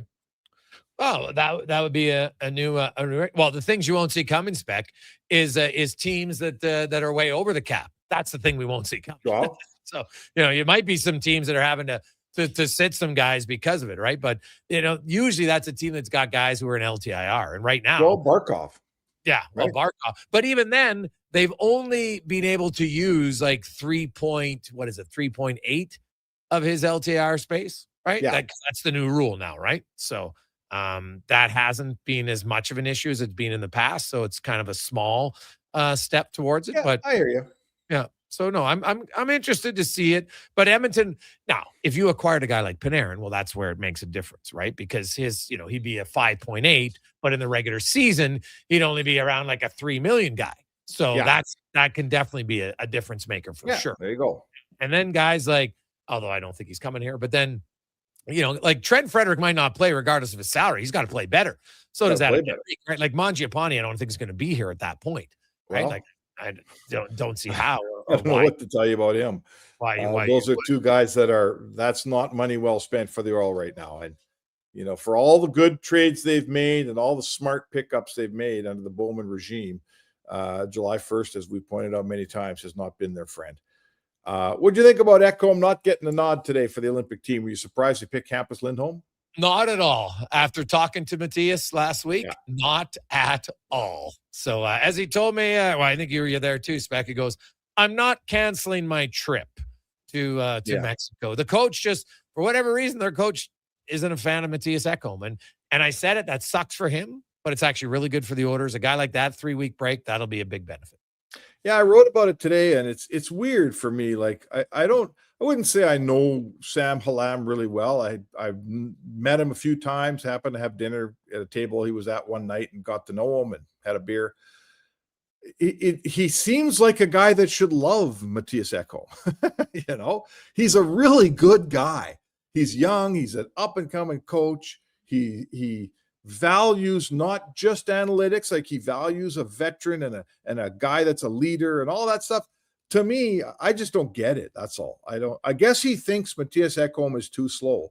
And when you look at the statistics among NHL and Swedish defensemen in the NHL right now, statistically, he rates out as about the 4th or 5th best guy. Mm-hmm. So I just don't understand it. You know, I hear what you're saying. The coach doesn't like him somehow. I don't get it. If I'm the Oilers, I'm secretly a little bit happy because Ekholm doesn't need the extra wear and tear. Yep. But I don't see how I'm looking. I like Campus Lindholm. We've watched him play for years and years and years. I just don't get how you look at those two guys as basically your 8th guy coming on and you don't pick Ekholm. I just don't get it. Yeah. But, I'd be the same thing when Zach Hyman, if he's not the guy picked to replace Braden Point, who's a right winger to play with McDavid, I'll be like, seems like an odd decision to me. Now, I don't think it'll matter for Canada. I think they're probably still going to win, but that one to be odd to me. And I can still make the argument why I thought Evan Bouchard would be on there ahead of some other guys on Team Canada. Like this whole thing, you can only have him or Makar. It doesn't really make sense to me. I'm like, you can't have 2 good puck moving defenders. That's not allowed in hockey. Like, what are we talking about? So, I got you, man. It's a mystery. And then when one of the teams wins, we say, well, those coaches sure were smart. And when the other team doesn't, we say, see, we told you. So let's see how it all plays out. Spec, have a great day. We will chat with you at Domain. All right. Sounds good, bud. There you go. That's Mark Spector, the Spec Report, brought to you by GS Construction. More on the Oilers next when we return. It's the Gregor Show, presented by PlayAlberta.ca. A pizza from Papa John's is already pretty great, but you know what's even better? 2 pizzas from Papa John's. For a limited time, get a medium 1-topping pizza for only $6 when you order any large specialty pizza at regular menu price. Whether you're feeding your family, your team, or yourself, get your next meal from your locally owned and operated Papa John's with a $6 1-top medium when you order any large specialty at regular menu price. Better ingredients, better pizza, Papa John's. Hey, Edmonton, did you know a local Play Alberta winner scored over $500,000 on Mega Jackpots Ocean Bells? Think about the season tickets you could lock down with that kind of cash. From major casino winners every hour to jackpots worth millions and hundreds of popular games to money that stays in the province, there's never been a better time to sign up for Play Alberta. Download the app today to get started with casino, sports, and lottery all in one app. Must be 18 plus to play. When you gamble, use your game sense. The future of female hockey is here. It's season 2 of the Female Super League, the first ever female-only independent hockey division in Western Canada, with teams from British Columbia, Alberta, Saskatchewan, and Manitoba. Featuring 16U, 14U, and 12U divisions, the FSL brings showcase weekends packed with thrilling games, and our 14U and 16U have been pioneering the advanced body checking rule, empowering young players. The Female Super League, where the best in female hockey takes center ice. Details at femalesuperleague.com. Mr. Rooter goes skiing. Sick gear, Mr. Rooter. Are you ready to hit the slopes? Not yet. I need to report a possible crime. Oh no, what's happening? I saw a bunch of hooligans discussing shredding the half pipe. As a plumber, I've taken the Hippocratic Oath to do no harm and act in the best interest of all pipes, whether PVC, copper, or otherwise. It's made of snow, Mr. Rooter. Snow? Things are worse than I had feared. There's no better plumber than Mr. Rooter. Jason Gregor isn't just a sports guy. He's a community builder with over $3 million raised for local charities. And his Gregor Foundation, He's making a difference on and off the air. Check out Gregor weekday afternoons on Sports 1440. Made for some rough roads, but it means trails are now packed and ready for action.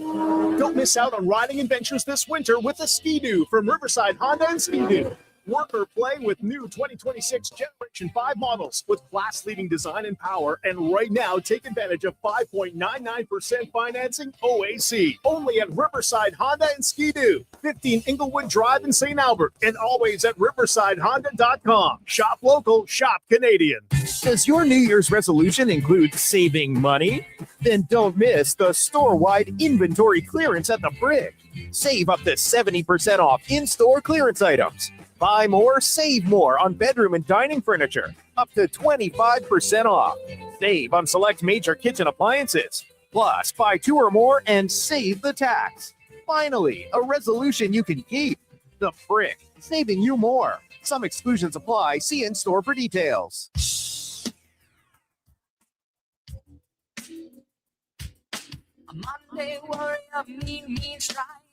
Portions of this hour brought to you by Sherbrooke Liquor, the best place for wine, cocktails, and beers from all over the world. Also a variety of excellent non-alcoholic options. See more at SherbrookeLiquor.com. The Jason Gregor Show, the best of Edmonton sports talk and beyond. This is Sports 1440. Presented by PlayAlberta.ca, Alberta's only regulated online gambling website.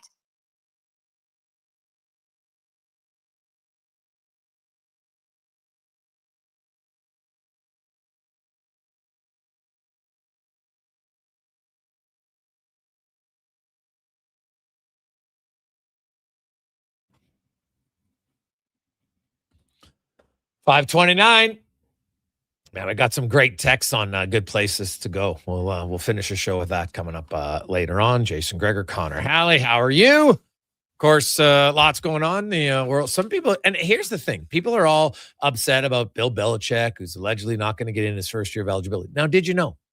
Players have to wait 5 years after playing. Coaches have to wait 1. So even if he gets in next year, he still gets in before any of the other players who left at the same time as him. Is it really that big of a punishment? Honestly, like a lot of people get really upset over something that at the end of the day doesn't really matter.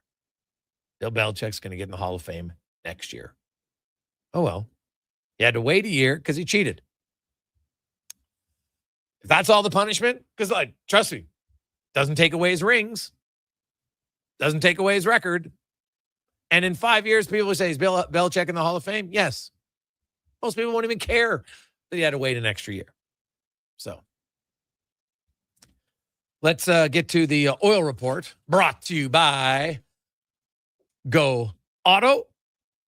They've donated more than $25 million to local charities and take pride in supporting the communities where they live and do business. GoAuto.ca. As we welcome in from NHL.com, Derek Van Diest joins us. DVD, how you doing? Good, Jason. How are you? Hey, I'm excellent, man. Not as good as the Oilers defensemen when it comes to scoring goals. Suddenly they're a juggernaut, back-to-back hat tricks, which is an NHL record. 4 goals by defensemen in a span of 3:49 in the second period, which is also a record for fastest 4 goals by a D-man, and also only the 6th time in NHL history that a team has had 4 goals by defensemen in a period. So it was quite the night last night for the Oilers Blue Liners.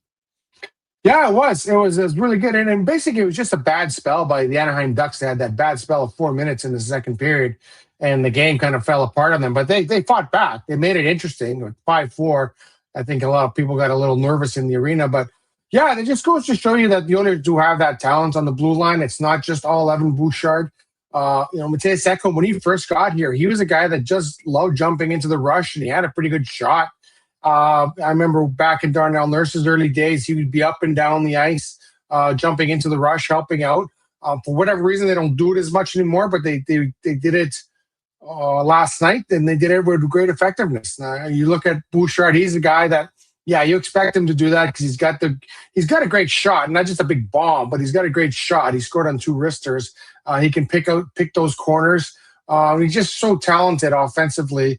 But the other guys, you kind of look at them and like Stastny's goal, he just threw it in front of the net. Like that guy has little or to none offensive ability in the sense that he doesn't provide a lot, but he just threw the puck at the net and they got a lucky bounce. And maybe sometimes that's what you need to gain that little bit of confidence and say, okay, maybe I will throw the puck at the net. Maybe I will try and get a shot off. Because he looks like a guy that every time he gets the puck in a shooting position, he's looking to pass it off. So maybe that'll help him. But the other two guys, yeah, I'm not surprised they have that offensive ability. And like I said, Ekholm, when he was first here, showed it off. And I remember Darnell Nurse, like I said, when he was first here, before Bouchard was here, he was a guy that could help you out offensively from the back end. So it's good to see that it's still there. And it comes out every now and then. Yeah. Well, he's got some decent offense to him for sure.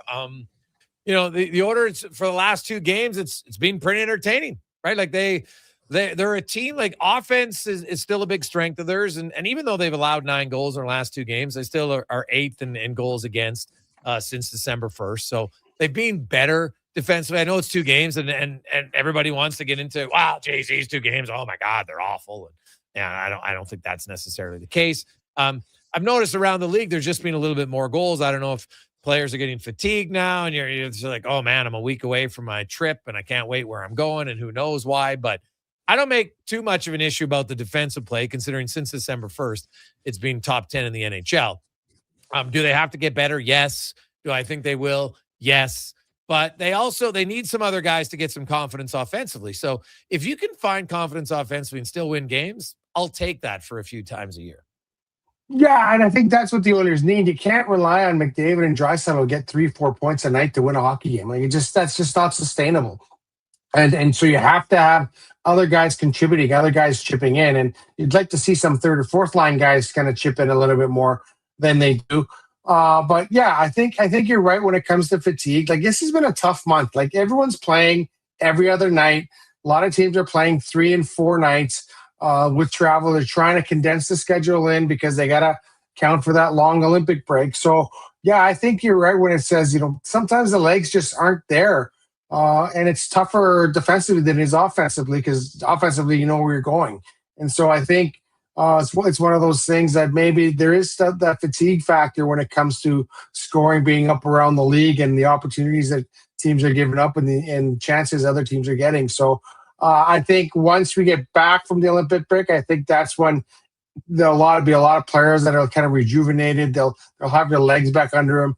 And I think that's what we're going to see with the more tight playoff hockey, the 3-2 games, the 2-1 games, and things like that. They're really going to tighten up defensively. But, yeah, I think just the fact that there's so many games this month and everyone's playing every other day practically, that does contribute to the high offense, and I don't mind it. I like offensive games. I'm a big fan of offensive games, and so we'll see what happens here. But you might be right. I think we're looking at the break and going, "Oh man, there's only 3 or 4 games here. Let's get to this break."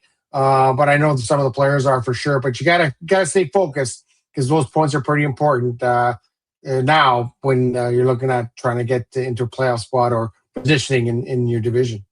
And, you have a team that's coming into town tomorrow night, or sorry, on Thursday night in the San Jose Sharks, who are very similar to the Anaheim Ducks in kind of high event hockey where they score a fair amount, but they also give up a lot, as the Sharks have allowed the 3rd most goals in the National Hockey League. And so this could be another game where the Oilers offensive guys keep their confidence rolling.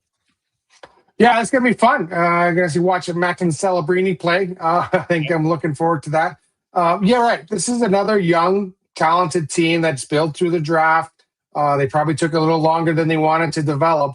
But you look at there's going to be a power shift in this division, the Pacific Division, and it might come sooner than later when it comes to those California teams. Now, Anaheim looks like they're going to be a really good team.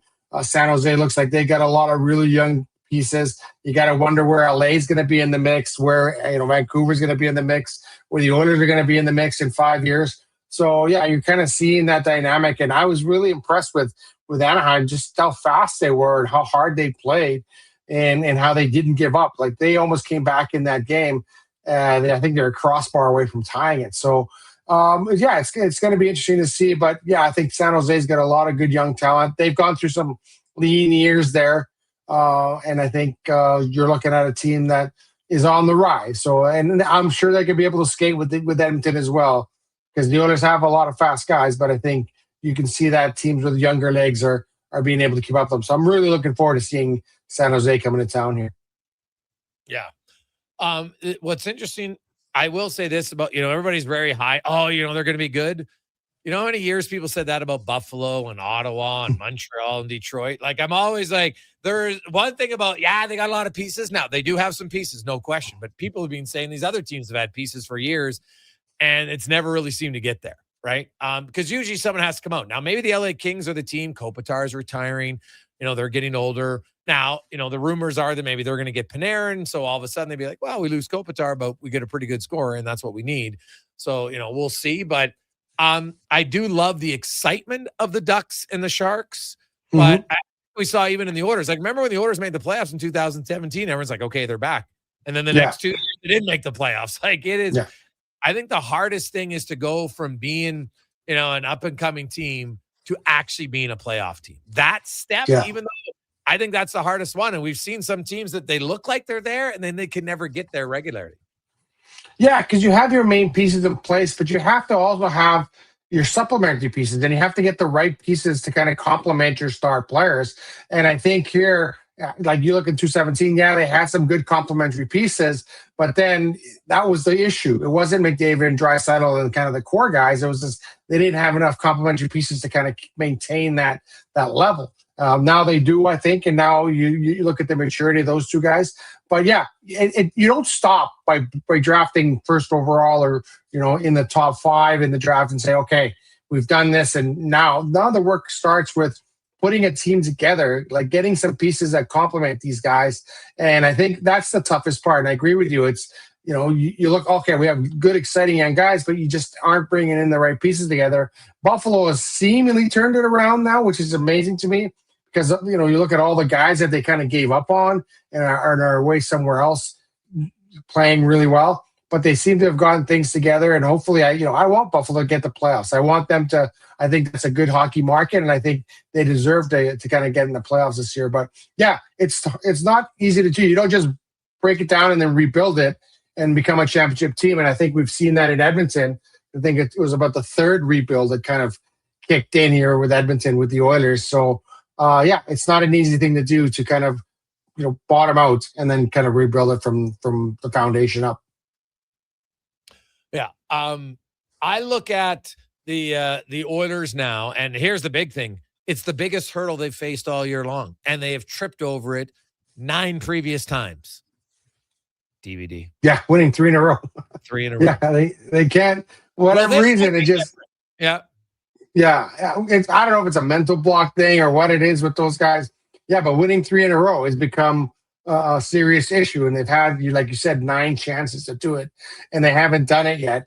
But that's something that they're gonna have to put together win streaks towards the end of the season and heading into the playoffs. And if you can't win 3 in a row, then you're in kind of trouble. You kind of been hanging around. But I think this team is capable of doing that. Just for whatever reason, the third game after winning 2 straight, they always get off to bad starts and they always seem to be chasing the game. And I think that's one thing that the Oilers have to kind of be better at, is that stop chasing the game, stop getting off to bad starts, and kind of start when the puck drops. And when we've seen that the last few times here, is that it takes them a while to get going. It takes them a while to get in the game. But it's got to start at puck drop, and I think you gotta go from there. But winning 3 in a row, that's gonna be interesting if they're able to do it finally. DVD. Quickly, where do you come out? All the reports are Bill Belichick's going to have to delay it a year before he gets into the Hall of Fame.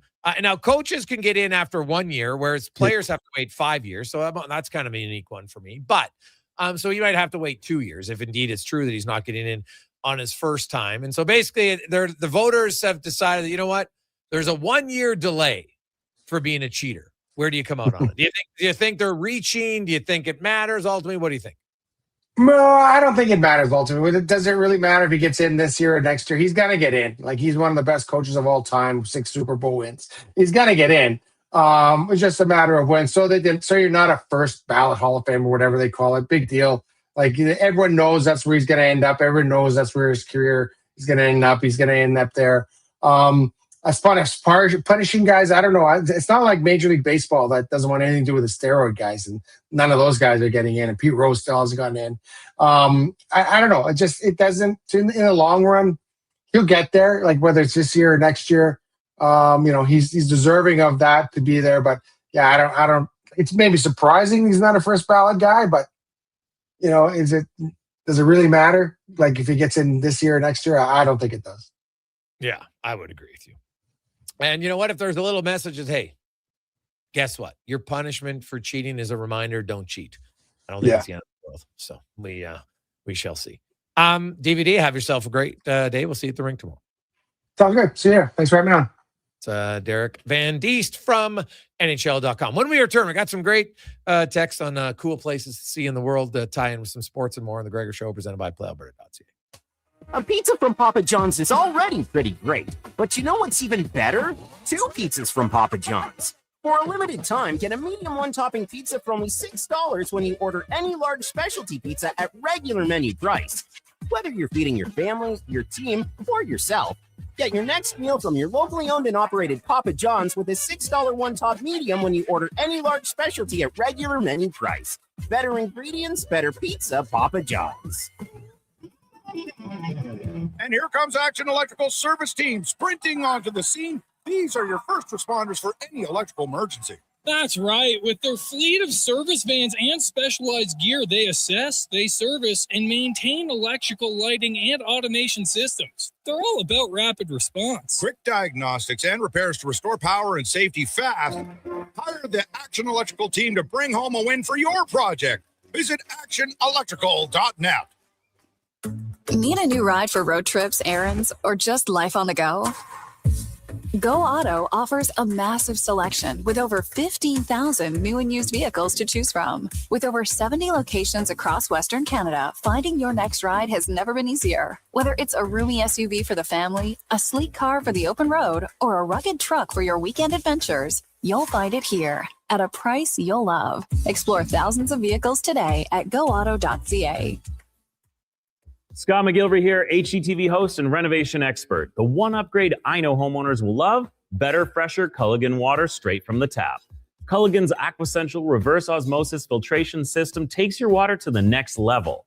With up to 7 stages of filtration and 14 filter options, they're certified to reduce over 90 contaminants.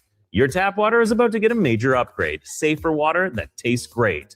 Get started with a free in-home water test at Culligan.com. Culligan, water you love. A huge thank you for making Sports 1440 the most listened to sports radio station in Edmonton. From Gregor to Carius to Low Tide, we've got in-depth analysis on all your favorite sports. We are Sports 1440. It only comes once a year. Aw, Valentine's Day. What?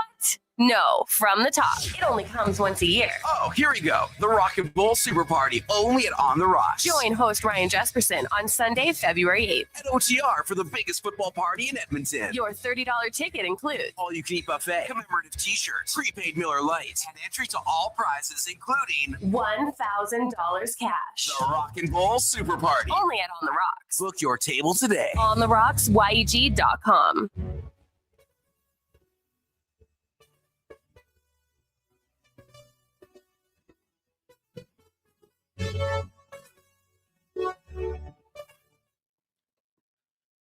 Portions of this hour brought to you by Crystal Glass, your clear choice for residential windows. Locally manufactured and installed, Crystal Glass provides a beautiful product and incredible customer services for all of your residential needs. Call 310 Glass or visit crystalglass.ca for a quote. The Jason Gregor Show, the best of Edmonton sports talk and beyond. This is Sports 1440. Presented by PlayAlberta.ca, Alberta's only regulated online gambling website.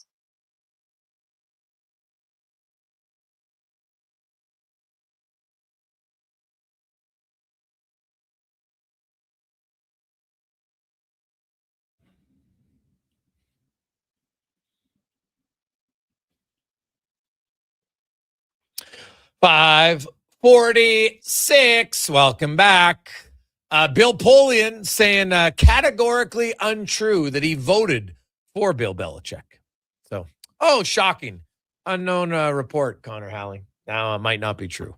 Who would have thunk?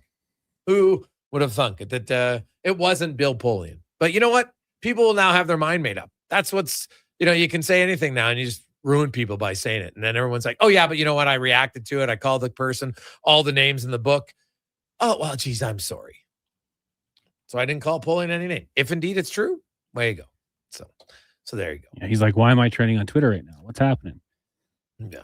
So it is funny though, because Bill Polian, who tormented him for years with Buffalo and then with the Colts, would have been Tom Brady, right? I don't, maybe not the Bills, but Colts for sure. He was his biggest thorn in the side. So I guess people could try and connect the dots, but not true. According to Bill Polian. So now, who knows? Maybe Belichick will get in now, right? Who knows? Maybe this is just one of those things. Get everybody talk about it, and then he goes in, and everyone's going to see, whatever. And guess what? Like I said, whether it goes in the first year or the second year, ultimately doesn't matter, right? Doesn't matter to me anyway. He's either in or eventually in. He's going to get in. So it's the way you go. Doesn't mean he wasn't a cheater though. Just saying. You can't forget that. Oh yeah, but he won. Oh yeah, but so cheating's okay. That's what I find always interesting. Like, sometimes in sports, people will just, whatever. Oh, I'm a fan of the person, so I can allow them to do that. Why? Why'd it have to be? That's the one thing about fandom I don't really understand. It's just blindly, oh yeah, but I cheer for that team, so they can do anything. But if the other team does it, well, that's a real problem, right? It's like when there's a headshot, oh God, that's brutal. Throw the book at him. Their guy has a headshot. No, it's all right. Like, he didn't mean to. He's not that type of player, right? I love that one. He's not that type of player. What does that even mean? He just delivered the hit. In that moment, he's that type of player. End of discussion. Like, that's just kind of how it goes. So, hey, Hampus Lindholm. He's all fired up, Connor. He got named to Team Sweden today. So what does he do? He goes out and scores a goal. The Bruins lead the Preds in the first period. Maple Leafs and the Sabres, lots of goals in Toronto tonight. It's 2-2 after the first period. Ryan McLeod, his 24th assist of the season. Nice. Rasmus Dahlin also up to 39 points now.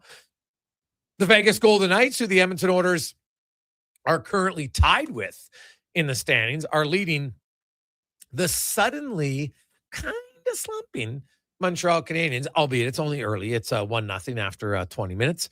Play other games that impact Oilers tonight. The Kings are on the road in Detroit, and the Sharks are in Vancouver. The Kraken are hosting Washington in the those are the teams in the Pacific Division. If you don't know the standings, the Oilers are tied with Vegas, 62 points, but Vegas does have 3 games in hand.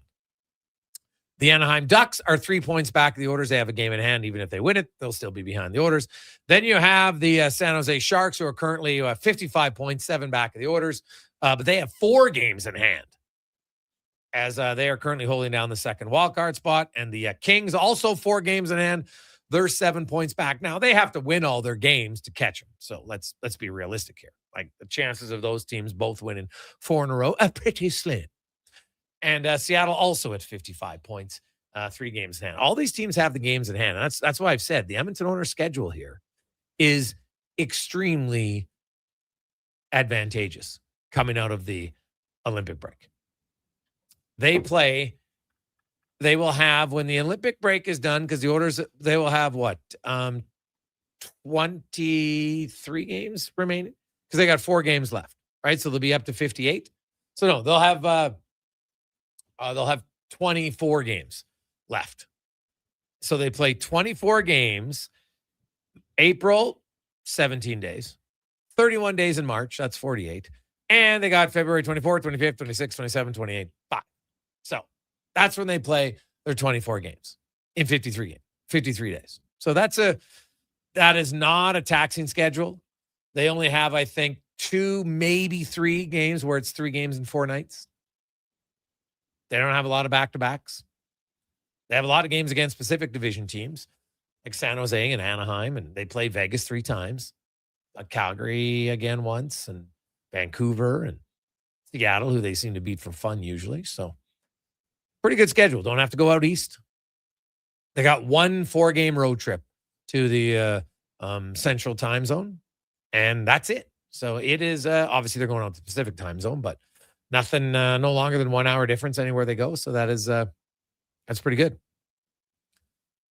few other quick texts, 833-401-1440, 833-401-1440.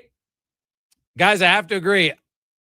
If he gets to wait a year, he waits a year. If he gets in, he gets in. Ultimately, it doesn't matter. Why do people get so mad about things that really have no impact in their life? And most of them aren't even Bill Belichick or Patriots fans. For the longest time, he's most despised guy. How can everybody like him now? I like how he started writing in caps. That's why I raised my voice at the end. So I was trying to emphasize the writing in caps for the second part. Because it's true, for like 15 years, the Patriots were the most hated team in the NFL. Because they were the best team in the NFL, eh, Cons? Yeah, I couldn't stand them. To this day, I hate them. Why did they rebuild so fast? But I think it's also like the ones when we hated them and we were younger. Now it's like, damn, I respect them too, though. Like that. Why did we hate them? Because they were so good. Mm-hmm. Even if there was the cheating scandals, they were so good. So I get the outrage. To me, it's almost kind of like when in baseball somebody gets a 99% vote. Like, we get outraged because, well, who didn't vote for them? I think that person's an idiot, personally. But they're still in. It doesn't change it. It just takes them out of that maybe elite club of first time or perfect ballot. Still going to get in, undoubtedly. Hey, Greg, did Belichick actually retire from the NFL? What happens if he returns to coaching? Does a clock reset for eligibility? Yes. So basically is you got to be out of the league for a year. So he hasn't officially retired because, hey, just look at the NHL. Right? Who thought Rick Bowness was coming back? So you never know. You never know. Coming up tomorrow, we got a great, really unique guest in the business of sport tomorrow. Some of you are going to, speaking of hating people in the past, but you're going to like them now, but you hated them many years ago. We'll get to that. We'll have some more on the NFL, a little on Macklin Celebrini, and more. Have yourselves a wonderful Tuesday evening. Let's get to the Con Man and a Sports 1440 update brought to you by Fountain Tire. When you say we're on the road together, they mean it. From tires, wheels, oil changes to vehicle repairs. Visit fountaintire.com. Find out more. Good night. This is the Sports 1440 update. Busy night in the NHL. After 20 minutes, the Bruins up on the Preds 1-0. The Sabres have a 3-2 lead over the Maple Leafs. Canadians at home trail the Golden Knights 1-0. Scores between the Red Wings and the Kings. The Mammoth up on the Panthers 1-0. Jets Devils tied at 1 apiece with about 3 minutes left in the first. Later on tonight, the Stars are in St. Louis. Wild host the Blackhawks. Sharks taking on the Canucks. And the Kraken hosting the Washington Capitals. Off the ice, Pittsburgh Penguins forward Brian Rust was suspended 3 games for an illegal check with the head of Vancouver Canucks winger Brock Besser. In the association, 2 games underway. Wizards lead the Trailblazers 47-38 in the second. Early in the first, Knicks up on the Kings 24-20. Later on, Bucks and Sixers. Thunder host the Pelicans. Pistons take on the Nuggets. You got the Nets in the desert taking on the Suns, and Jazz host the Clippers. From the CFL, the BC Lions signing quarterback Nathan Rourke to a multi-year contract extension through the 2028 season. Rourke appeared in 18 games with the Lions last year, throwing 5,000 yards and 31 touchdowns.